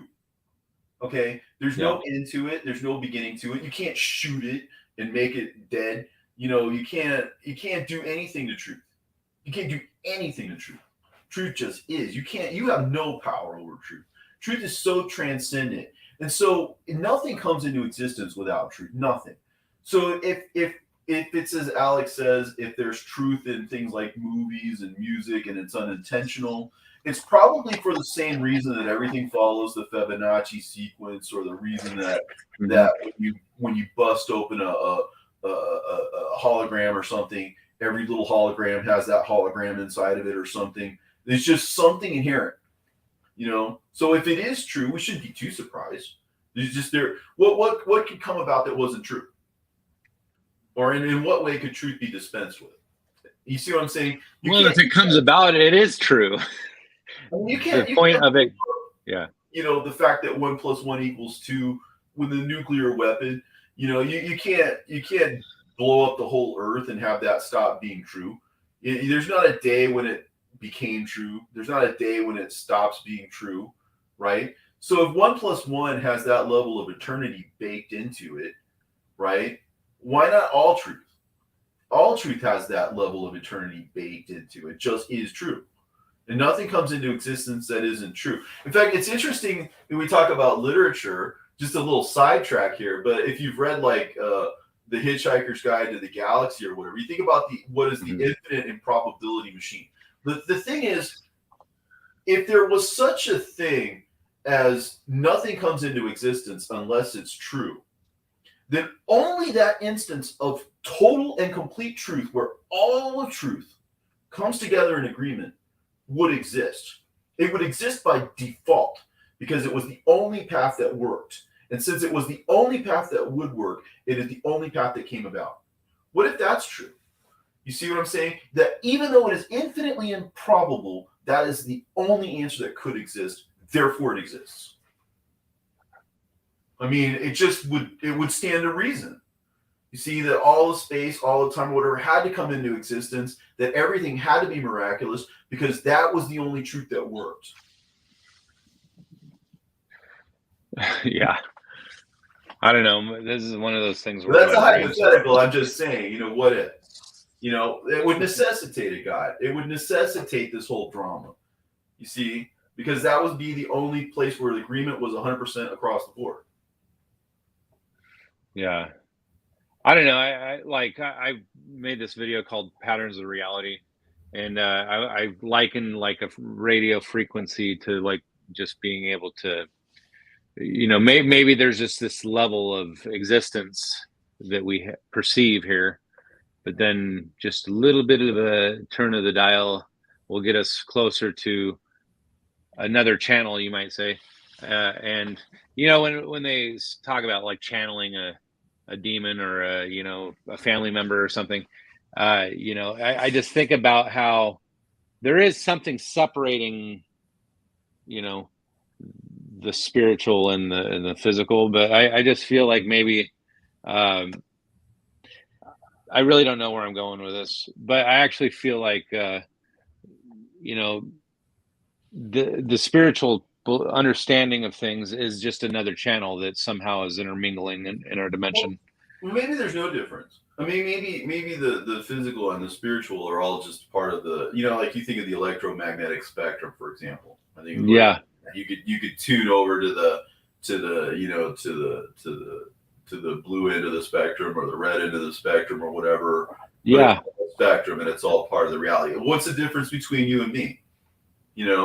I mean, you have your eyes and you see with your eyes, and I have my eyes, and but is it possible that on some level, what I see in this world is because I'm attuned to the reality that I'm in, because of perhaps the body that I exist in is only attuned to certain reality, and that if I were to somehow transcend this body the same way that Stephen transcended his, you could see into the spirit because it's right there, and maybe we're all like that. And maybe our eyes are being held. Maybe the scales that Paul had in his eyes is kind of the equivalent to us not being able to see the spiritual world. Yeah. Anyways. That's right. I think that's right. I think that everything has a symbolic meaning. That isn't to say it doesn't have its physical meaning. I'm just saying that if you're trying to get away from the more questionable aspects of it, there is a higher level meaning that exists there for you to look at, and you could say, well, at least I know this much is true because it's true in and of itself. The same reason, like what I was saying, that what Jude is saying, for example, is sort of objective because it is saying that in and of itself, and that door being left to us has not been open for 2,000 years, and yet there it is. And there it's always been, right? So it means that, it necessitates the fact that illusion has existed, but that spell can be broken, that delusion can be cast out. And the minute you start finding answers that have been there all along, right, but that no one has seen or that no one has noticed or that no one has questioned, right? All of a sudden you realize that illusion was created only to be destroyed, that lie was only created to be trumped by the truth. See, and so once you recognize that, then you see the hand of God and the mind of God. You see his intention. His intention was to wake us up and to pull us out of this dream that we've been in of consensus reality into a spiritual world that we can intuit is true. I know for a fact, based on the history that I've learned, that nobody's really pushed this angle for 2,000 years. Because where is it? Where is it? It wasn't with the scholars. They were puffed up. It wasn't with the theologians. They were busy agreeing with each other or disagreeing with each other, but they weren't tuned into this other thing, you know. And so it's been preserved to us, which again, that's what the Book of Enoch says about itself, you know, that scriptures will be given to the people for them to rejoice and you know, to believe in, and that you are to reveal it to them with your wisdom, and that there are keys to be found out, again, by simple means, like parallelism, for example. Behold, he cometh with 10,000s of his saints, right? Or behold, he cometh with clouds, right? So again, that's by way of parallelism. Behold, he cometh with the saints and clouds, right? Or you could do it by metaphor, right? Oh, we are surrounded by such a cloud of witnesses. See? Yeah. So saints are witnesses. So you get it by simple literary devices. Parallelism, simile, metaphor, sometimes process of elimination, right? And all you have to do is apply simple logic. And so why would that be? It's so that the gospel can be for believer and unbeliever alike. It can be objectively true. And it can be discernible through simple, consistent rules that you can demonstrate, so that we don't have to go through the whole tribulation. Like even in the Shepherd of Hermas, it talks about the tribulation. I don't know if you read the Shepherd of Hermas, but there's this I have not actually. Huh? Oh, I have not. There's this part where it talks about this great beast whose head was like an earthen vessel, whose name was Sagri or Hagarin or something. It says different things. But in any case, it says about that tribulation that if you pass it by in faith, right? Because the thing laid itself down and Hermas passed by it peacefully. And he says, if you do this in faith, right, this shall be as nothing to you. So he's giving us the option of not even having to go through the tribulation. You see what I'm saying? It's very interesting how this can all be bypassed if we so desire. You know, and you know, I've been thinking about this in my recent past here. Like tribulation is really just in your own perception in some ways, because a lot of people, you know, like third world countries will say starving people, you know, wars or whatever. If you perceive your environment to be a blessing, it could actually be a blessing. But if you're say you're raised wealthy and like royalty or something, and then you perceive reality as being, you know, like horrible, and you want to commit suicide, it's almost like it's subjective in that sense. Tribulation, it can be subjective. I don't know. Does that make? I don't know. Well, I mean, suffering is, I mean, it's both real and it's unreal. I mean, what could be suffering to one person, another person might be able to handle it. You know, it just depends on your approach to it. I'm not sure where I'm going with this, but I mean, what I'm saying is that the beast or whatever, he doesn't have absolute power. That God's got him on a leash. You know, and it's always been a function of us. Like, in other words, because the children of Jezebel were disobedient, that it says that he will kill their children with death, right? But see, if death is a function of us not knowing, then to the extent that we can spread knowledge, we can spread what is, in a sense, the antidote to that death, right? That we are a reward upon the earth. right? That these things, if we do them, then all of this stuff can be as nothing to us because we can offset it. I mean, the meat grinder that we're being put through now, because again, I mean, I don't know what the future holds in any real exactitude, but I see, for example, threats in the world of robotics in terms of AI. What if the government turns against us? Who's going to tell a robot, right, that it's wrong to kill another human being? Who's going to tell an AI, that it's wrong? The government kind of, or maybe not the government. Because now we're not even dealing with humans. Now we're not even dealing with conscience, right?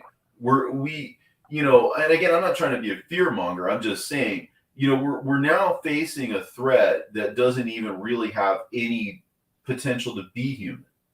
That we might be at a crossroads where it's imperative that we bring in the kingdom of God in order to forestall or to offset or to bypass, if you will, more or less to beat them to the punch. Because I feel like these things will be used for evil, if not by ourselves, by others, and that will happen. And that would you trust, because it's only going to take a handful of bad actors out there to do a lot of damage. And if the people that we think that we can trust are actually devils in disguise, then we have a lot to be fearful of. But I feel like knowledge is being given to us in order to, how should I say, like I said, beat them to the punch. To share this knowledge with the world before they have a chance for all flesh to be. So is this what bringing the kingdom is? So and also the kingdom, would that be considered the New Jerusalem? Well, metaphorically, Paul talks about a Jerusalem that is above and a Jerusalem that is below, right? Yeah. So that key to revelation is given to us by Paul. He talks about the one that is below, corresponding to Hagar, for example, as opposed to the Jerusalem which is above, which corresponds to Sarah, who he says is our true mother, or whatever. But the idea is that the Jerusalem that is above is the heavenly Jerusalem. And okay, so here's some interesting facets about it, right? What does it say about the composition of the Jerusalem that is above? It says that there are 12 entrances, right, which correspond to the patriarchs, right? And then there are 12 foundations, which also correspond to the apostles, right? And what does it say about the walls, right? It says that they are 144 cubits, right? Which again, they correspond to the 144,000, right? So what you have is 3 different dimensions. And Paul says 4. He says the length, the width, the height, and the depth of his knowledge, right? But the length, the width, and the height of the city of God, which is above, is equal. And so you enter in by the patriarchs because they are first, and therefore the entrances, right? And then the apostles, right? It says that they are the foundations, right? Paul talks about, well, you can build on this foundation. I have laid a foundation, he says, right? And you can build upon it with wood or stubble. You can build upon it with stuff that's going to last, right? And then the walls, which is the third aspect. So you have the Old Testament and the patriarchs as being the entrances or the first things, right? The New Testament, or the apostles, in other words, as being the second aspect of this city, right? As being something to be built upon, which again, the mysteries or whatever that were sown, if you will, or that were laid down for us to build upon or whatever. And then the walls are the vertical aspects of it, right? And that's the third dispensation. There's going to be 3 dispensations: one of the Old Testament, the New Testament, and then that which is to come, right? Remember, Elijah is to come and to set all things right. The Comforter is to come and to lead us into all truth, right? All these things that are in the future tense. I will give you to eat of the hidden manna. Well, the scriptures are hidden. The meaning is hidden, right? I will give you the morning star. Peter talks about this. That's spoken in Revelation. Peter talks about that also in 2 Peter. He says, when the day dawns, the day is of 1,000 years, and the dawn is the morning star arising in our hearts. And Jesus says in the book of Revelation, I will give you the morning star if you overcome, right? So it's all a function of overcoming this age of consensus and understanding that the Bible has a whole other spiritual aspect to it that we haven't seen before, but is there and it is discernible and is explainable. And like it says in the book of Enoch, reveal it to them with your wisdom. You're able to do that, right? And so this represents a fundamental change, that we are the city, right? Doesn't it say that? We are, right? Yep. So we're the New Jerusalem, and who is outside of the city? Those who love and make a lie. So the corollary to that is to love the truth and to manifest the truth. That's the way in. Yeah. And those people, we talk about this age, and again, you got to pray for these people, because look, if it should happen to be that they're super duper evil and they're going to stay that way, it says, look, to the wicked, let the wicked remain wicked still. Let the filthy remain filthy still, right? Let the righteous remain righteous still. Let the holy remain holy still, right? Doesn't mean you can't pray for him. Stephen prayed for Saul, and look what happened, but Saul had some perspective, because, he watched a person that he knew was transforming into an angel die, and he was cool with that. You know what I'm saying? So that's a heavy burden to have to live with. I can't imagine the kind of pressure he must have felt at that point, having done that. But knowing that Stephen had forgiven him maybe eases the pain or whatever. But that being said, you still got to pray for people. But at the same time, you can't let them stop you. There are people who love the lie, and there are people who make that lie. It's astonishing to me, not to get over into the world of the secular, but just as an aside, because everybody sees the secular. Everybody sees the way that propaganda is loved, and I mean loved, by some very evil people. And there are people out there who see their advantage in it. And so they are willing to turn a blind eye to it, so to speak, right? And to keep it hush hush, so to speak, right? That's what all that symbolism is, right? The blind eye, whatever. That's that symbolism, right? Because they love that lie, and they make that lie, and they are thoroughly evil, and I can't stress that enough. And then there's the kind of person who's wise to that. These are people who are involved in these conspiracies. These are people who are involved in the promulgating of falsehoods, right? These are the people that keep us out of the kingdom. They keep us out of just truth in general. And these people are in the ascendant right now, but they are to be countered, and they are to be in the same way that they cast darkness by means of misinformation, by means of propaganda, by means of false teaching, by means of subversion teachings, by means of demoralization. There are plans afoot. I mean, spoken of by people like Yuri Bezmenov and other kinds of people in the past who've spoken of these things. There are myriads of them out there who warned us, who talked about the people who are involved in these things.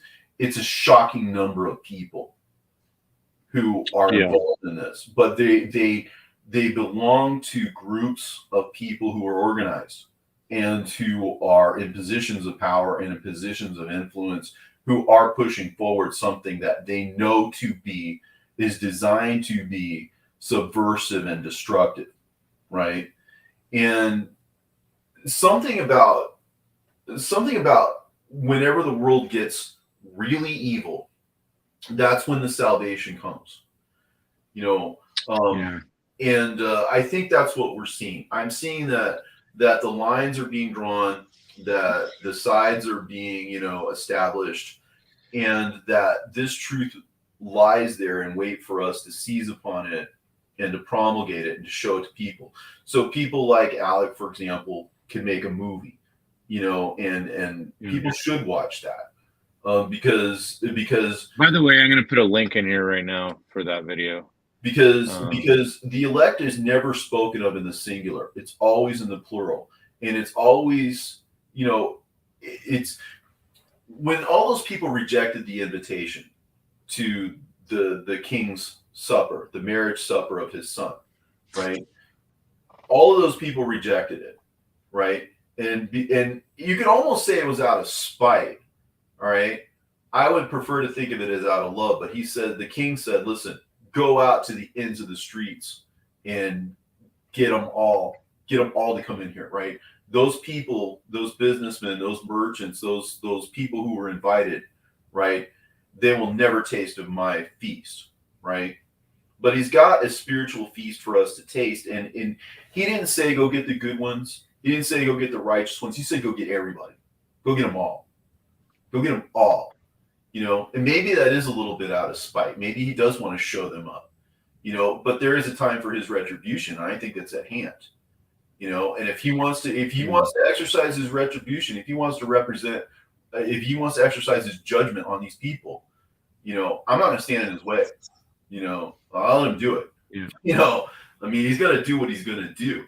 You know, but I'm not going to. Well, that kind of plays into the New Jerusalem being the people. I actually feel like judgment would be his people too, in some ways. Do you know what I'm saying? There's a certain kind of. Well, I mean, there's those within and those without. You know, outside of the dogs and the unclean, in other words, right? They cannot enter because what are the entrances? They can't enter in through the doors, right? They can't build upon those foundations, right? They can't be part of the structure because the structure is pure. You'll notice it's a transparent gold. It's a transparent glass. Everything is clear, right? There's a clarity in this place. There is a unity in this place. Everything and everybody has a place in the city. Just in the same that all of us have something to say and all of us have something to contribute. The elect is everyone who's been called. You know, that's what the elect means, is they're the chosen ones, the called ones, right? And so if he's put it on your heart and given you revelation based on the knowledge that we can all agree upon, right, that we can all see, because again, it's sort of like I keep saying, it's objective compared to the top down, you know, outside in version of Christianity and Judaism that we've been given by the authorities and by the traditionalists and by the scholars and all of these people who, because again, it is the foolishness of God is wiser than the wisdom of men, and the weakness of God is stronger than their strength. If these books are considered foolish, right, it's because people judge them to be, written in the wrong place by someone besides the author. They ascribe all of these weaknesses to these books. And if they seem fanciful and mythological or whatever, then the scholars have deemed them to be foolish, right? But if you understand it on the literary level, on a literary basis, again, nobody believes those dragons behind you are actual, you know, beasts that wander the earth literally. They exist literarily to be symbolic. So it doesn't matter how dumb you think a book is. It doesn't matter how out of place or out of time you think a book might be, like the scholars might say. They might say that this wasn't written by the author, it wasn't written in the time, blah, blah, blah, blah, blah. So what they're deeming to be foolish and what they're deeming to be weak and of no effect could actually turn out to be strong. Because again, the foolishness of God is wiser than men, and the weakness of God is stronger than men. And this is an example of that. You know, Enoch could go from a very weak and foolish position to one which is very strong and very, authoritative. If you just open that door, you know, and if you just open up that Pandora, so to speak. But it can be done. Yeah. Because there's a consistency. Like I said, the rules, metaphor, analogies, you know, similes, you name it, just simple literary devices that we accept for everything else. It's so weird because you're, at face value, it could be one thing, but you'd made a point earlier that actually gave me tingles. I'm like, oh my gosh. It's like that key, once it turns, it's like, it just changes things. Yeah, that's what it's supposed to do. It's supposed to pull you out of it. It's supposed to pull you out of the illusion. Yeah, I think all this stuff is very interesting to me. I feel like there's a lot of things that I'm starting to realize, not just about, And again, I like when it comes to scripture in general, like I'm starting to think more along the lines of, because a lot of people will say, "Oh, God doesn't, work through people now the way He did back then," or something. But I actually disagree with that. I actually feel like, uh, you know, God, it's like you're taking away from God's ability to say that He can't operate through our society now. But a lot of people say, "Oh, well, we don't have the same signs and miracles like that they did back then." But maybe that's missing the point. Maybe that's, we have our go ahead. You're going to What say did something to that. what did Jesus say when Peter cut off Malchus's ear?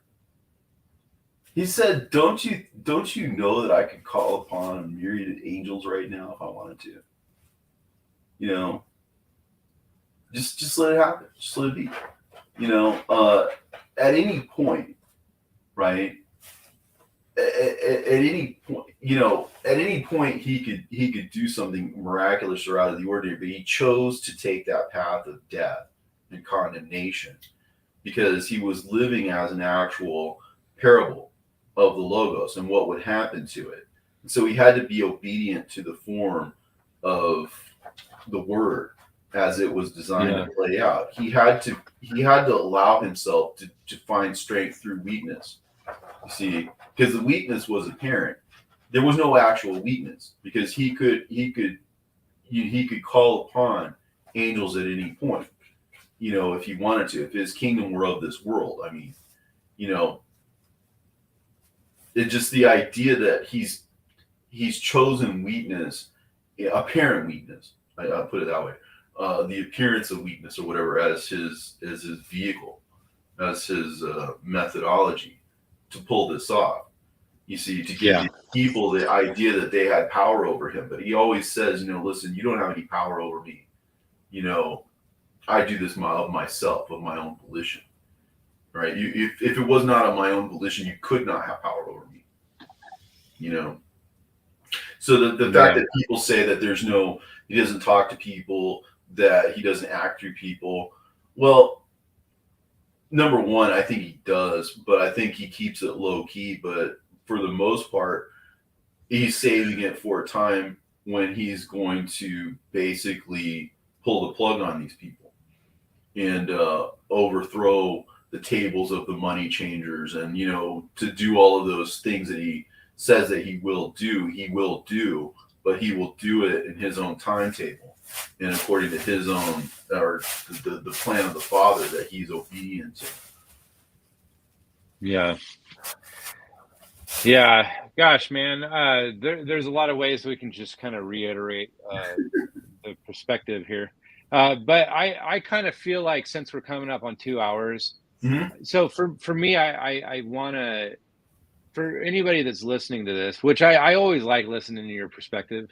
And honestly, I try to shut my mouth most of the time just because I don't want to derail your direction. But at the same time, I feel like my journey here is trying to understand the complexities and whatever.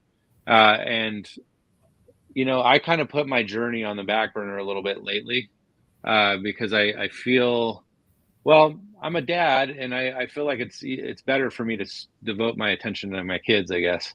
But on the same token, I actually feel like the kingdom is at hand, and who ushers in the kingdom, I actually feel like it's the hands and feet. I want to be the hands and feet somehow. I believe you are. And is there a certain takeaway that you actually want to project to everybody here, as far as how can it be applicable to them, I guess? Oh, wait, hold on. Let me ask one question. There are a lot of takeaways, but the ultimate one is that there is a way out of this paradigm of like I said, top down, outside in thinking. That can be completely and utterly dispensed with, and you can enter into a way of seeing. It's not even really a way of believing. It's more like you see it. You have eyes to see and ears to hear, right? and a mind to think, right? Because you're transformed, you're changed in your insight by latching on to the truth and by seeing what it actually is. If you can recognize the patterns here, you can recognize the message given to you, right? Then you can know the truth, and the truth can make you free. The idea that he says that even the least of us will be greater than John, or that we will do even things greater than he did, because he goes to the Father, right? It doesn't say anything about us. He's saying because he's going to the Father. In other words, he's going to a place where, in the same way that the Father empowered him, right, that he and the Father will empower us in the future, right? Because it is his will and that of the Father that we should be able to complete what he started by means of his actions in time, right? That means we've been given total and complete authority over the delusion. And if you stand on this, then there's going to be power there. There's going to be authority there, because he has willed it and he has written it into the scriptures enough to where literally we can dispense with the grapevine that's been planted outside of the Father, or we can, again, the axe is laid at the roots of the trees, because Christianity and Judaism, on their very fundamental level, are flawed by the notion of the canon and by the teaching of people. And they're extraordinarily vulnerable. Like, even just on the face of it, the fact that there's so many canons and so many things, just on the surface of it, right? But then what do you replace it with, right? You got to have something. This gives us that something to replace it with. This gives us the information that we otherwise would not have. And that's been laid for us as a treasure hidden in the field, so to speak, in order for us to unearth it and to be in possession of it and to share it with the world. So I think that's kind of the takeaway, is that we're a new creature, a new dispensation. We are, when it says that the foundations, the length and the width and the height of the city are equal, it means that we are just as important as the apostles. We are just as important as the patriarchs, and that's important to bear in mind. And if it's deception, if it's those who love and make a lie, or who are unclean like the dogs who are outside of the city, then clean your act up and learn to love the truth and to manifest the truth, and that will allow you into the entrances of the city. Wow, that's actually, I like that. That's good. That's good. This is what's written. Yeah, I feel like that's a good takeaway. Hey, do you mind?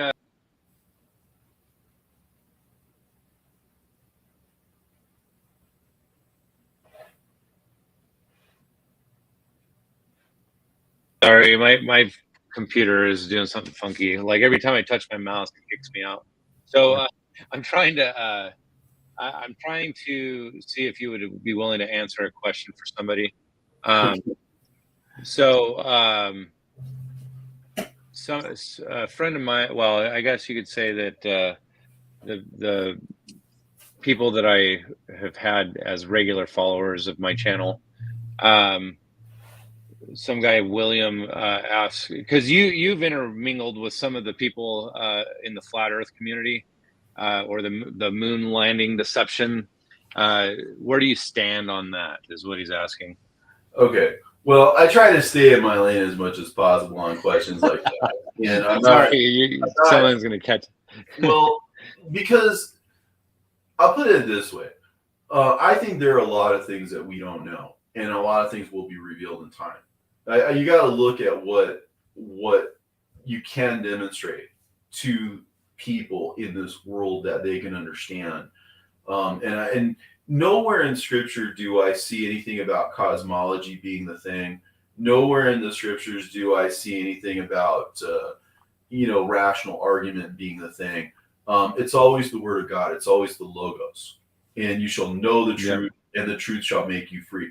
Whether that's part of the truth or not, I'm not saying it's secondary. I'm not saying it's not important, but it never mentions cosmology. It never mentions those kinds of things as being the ticket or the way forward. And what you're effectively doing, whether you're right or wrong, is you're going to have two sides of that. And I just feel like I don't want to create division. I don't want to create two sides of something. I don't want to camp over here that agrees with me. No, I like that. That's good. That disagrees with me. Yeah, right? I mean, that's kind of revealed to. But don't get me wrong. I'm just saying there are a lot of things that we are deceived about. A lot of things. Yeah. And I think we're going to be surprised about a great many things. Again, the cosmological aspect of it, if you're basing it on things like what you're reading in Genesis, you have to understand that a lot of that can be signs as well. It can be symbols as well. When you say waters above or waters below, what does that mean? What is the division? I mean, like when the Red Sea was split, there was waters to the left and there were waters to the right. What is that division? Could they be symbolically related? Well, the sea is splitting the sea. We know what that is, because the sea of people, right? Split. It's like a sword cutting. And again, not to minimize the point, because a lot of people that I know are in one camp or the other, and I try not to play one camp against the other. And again, this isn't being slimy or slippery or whatever. What I'm saying is, I don't see cosmology being the way forward. It has to be rightly dividing the words of Scripture, and it has to be something that appeals to people. See, my whole angle is that you don't even have to be a Christian to understand these things. You might become a Christian, right? You might become a Christian by seeing them. But when I explain something like Jude, you could turn an atheist into a believer just by them having that insight that this has gone under the radar for 2,000 years. You know what I'm saying? And it's something that that could pull them out of their unbelief, right? But I've seen these arguments, and there's tons of them, and there's all kinds of arguments about this and about that and about the other. And I try to let my yay be yay and my nay be nay, and not to speak to things that are outside of my understanding, because it even says that in the Scriptures, all such talk comes from the devil, right? So if you can't prove it and you can't demonstrate it actually in the Scriptures, well, in a sense, without creating division, let's say, then you're scattering, right? Rather than gathering. The whole point here is to gather. I think that the thing that we can agree upon is the veracity of what's being said on the level of scriptural interpretation based on keys given and insights that, again, my whole presentation is about the literary aspects of it. The cosmological aspects. No, it's good. I can't speak to those things. I don't know. There are a lot of things. I appreciate I have feelings, but they're subjective. Yeah, I appreciate where you're coming from on that. I've entertained a lot of that on my channel, and I've really backed off from it, because it really does divide people, and it doesn't seem to edify sometimes. Well, it's just interesting. That's why the Scriptures tell us to avoid controversial issues. They're the kinds of things that I'm saying, they should not be honestly controversial. The fact that you could derive keys again by literary means is something that's observable and demonstrable and cuts across canonical boundaries. And the fact that there's so much progress I can make along these lines. Like, I can give you an example. I actually, if anybody's following my channel, or if you care to jump on my channel, I'm actually currently involved in teaching at a small country church that's sort of nearby where I live. And what's been interesting to me is that I've not had any kind of pushback on any of this stuff. You'd think that you could go into a church and you'd get a lot of pushback from people on these subjects, right? But most of these people are very interested in what these things are. They're almost enthralled by it, and you can listen to it. They're very active in the participation. They're very active in talking about it. But I'll get new members and new guests week in and week out. People I've never met before, have no reason to necessarily believe or disbelieve any of this stuff. And I have yet to run into pushback on it, because I believe the argument is so compelling and also I believe that God has put it on the hearts of people to listen. The idea that dozens of people could hear something as radical as this and be more and more interested in it, you see what I'm saying, speaks to the power of it and the unifying message that exists behind it. I feel like you can make a lot more progress in terms of growth and in terms of evangelization, you know, by means of using the scriptures to prove how the ultimate truth of these things transcends the traditions again and the scholarship that has been handed down to us. It is a superior knowledge to that. Yeah. Well, one more question here from this guy William. Do you stay in contact with Trey Smith? Do you know Trey Smith? I have spoken with him on several occasions. I've talked to him probably half a dozen times. He took some of my voice and put it in a few of his videos on some of the things that I was talking about. One of the things is, again, I try to stay in my lane. A lot of what he's interested in and a lot of what he produces is stuff that kind of is outside of my area of interest. And again, nothing bad on him. I'm sure he would say the same thing about me.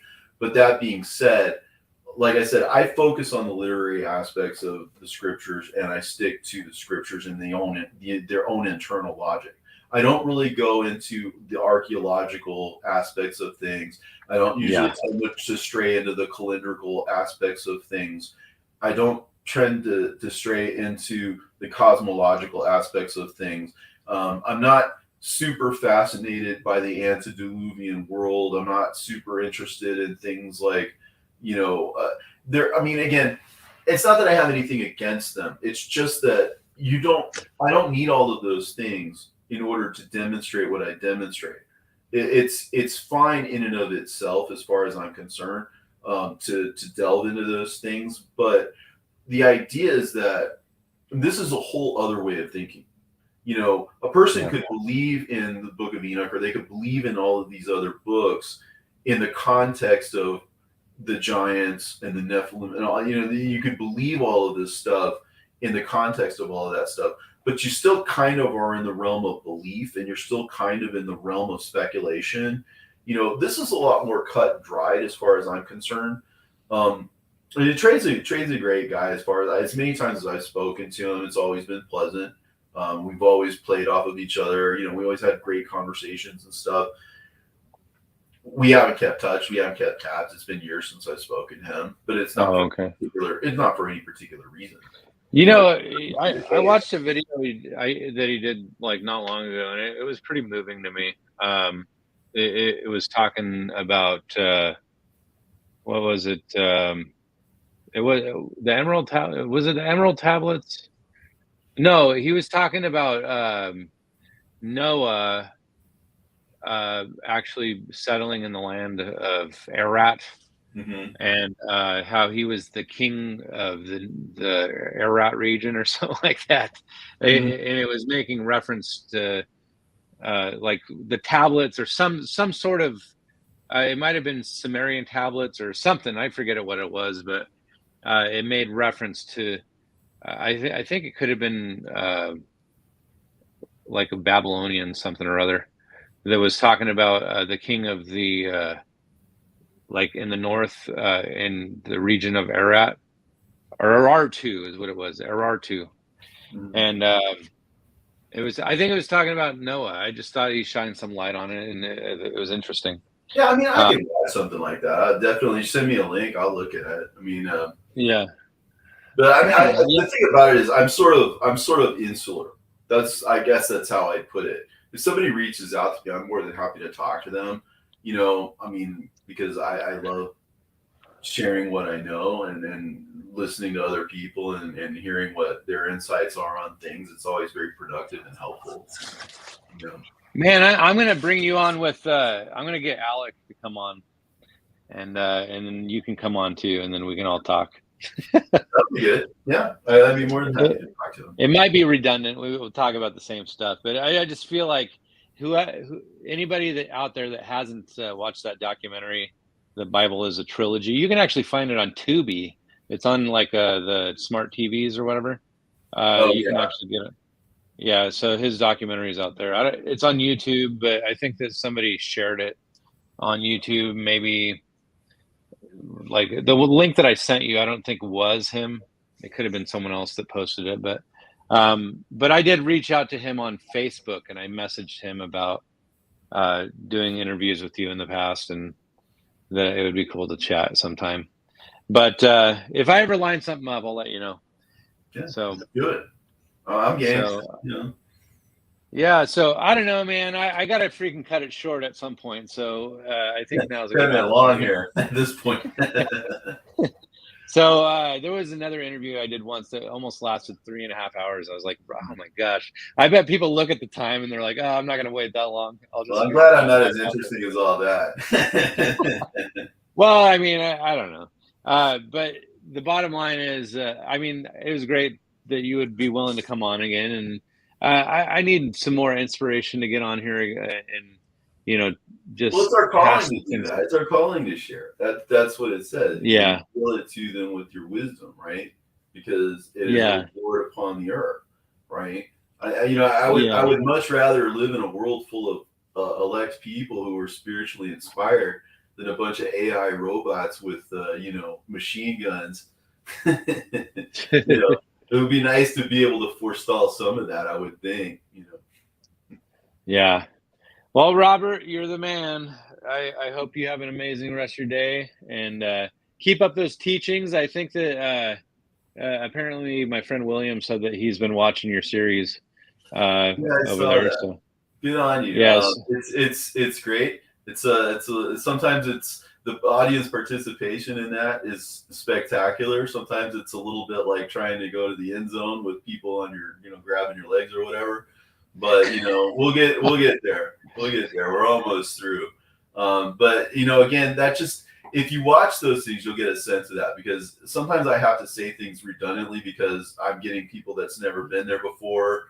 And so I have to kind of start from the beginning and explain to them and kind of, focus on them a little bit, because it's a lot to take in and it's a lot to understand. But like I said, it's winning a lot of people over. And this just goes to show, I mean, again, this is a country conservative church out in rural Texas. It's not the kind of thing that you would think of people who are reading these books, but they are reading these books. There's a lot of people out there who have these books and are interested in these things, who want or are hungry for the truth and want to listen to someone who's able to expound it. If you can imagine, it's not just me, but you and someone else and everyone who knows this. If they could speak up, even if it's just Bible study classes or something like that, you could increase people's awareness. I think these things can be done in churches, and I think these things can be done. You can lay this, before people and have them listen to you. I haven't had any real pushback on any of this stuff, which surprised even me, because I just didn't know that there was such an audience for this. But in a little tiny rural area, there's tons of people who are open to it. I mean, how much more over the whole rest of the country and the whole rest of the world? There's this huge. Is that church? I reckon there's a number of people who would love to hear this. Are they aware of your YouTube channel? I mean, most of them aren't. That's what I'm saying. They just happen to stumble in, or they happen to have been members there for a while.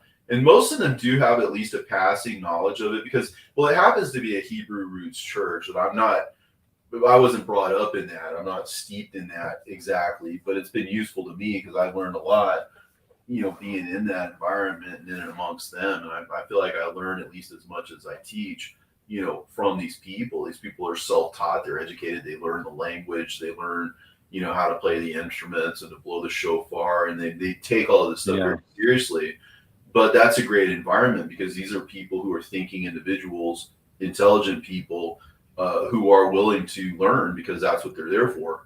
And, it makes a great audience for the most part, you know what I'm saying? And so despite our denominational differences or whatever, we get along just fine, because we're all there to learn the truth. And I think any Christian out there, who's really, looking for the truth, is open to it.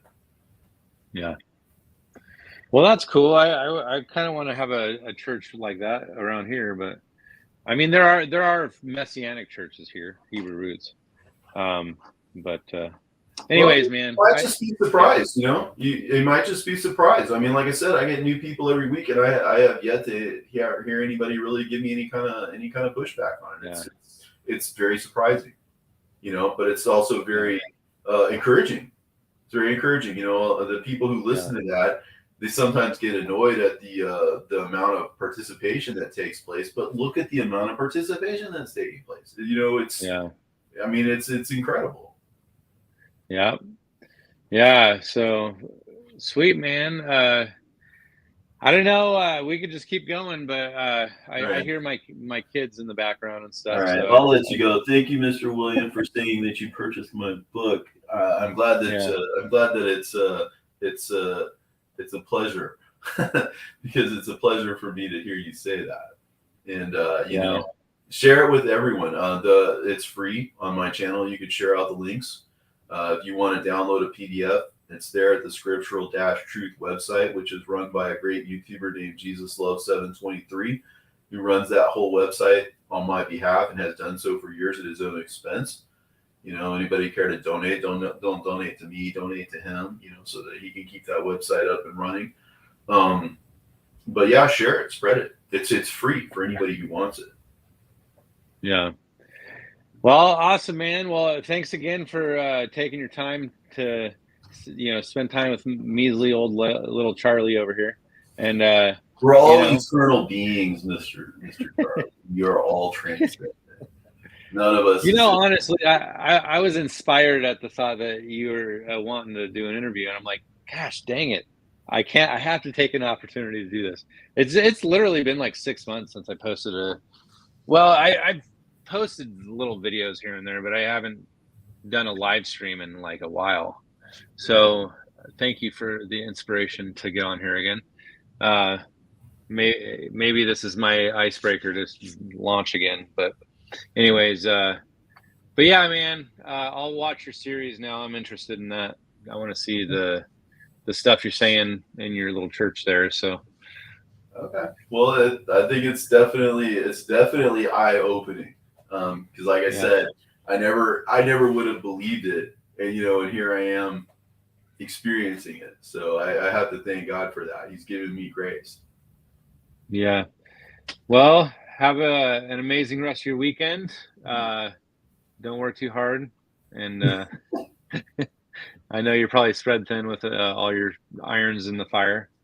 So, all right. Well, anyways, it's been a pleasure. It's always a pleasure. It was a pleasure the other 2 times too. Yeah. All right. Let's make it strike 4 for next time. All right, man. God bless you. Bye-bye. All right. Have a good one. Bye.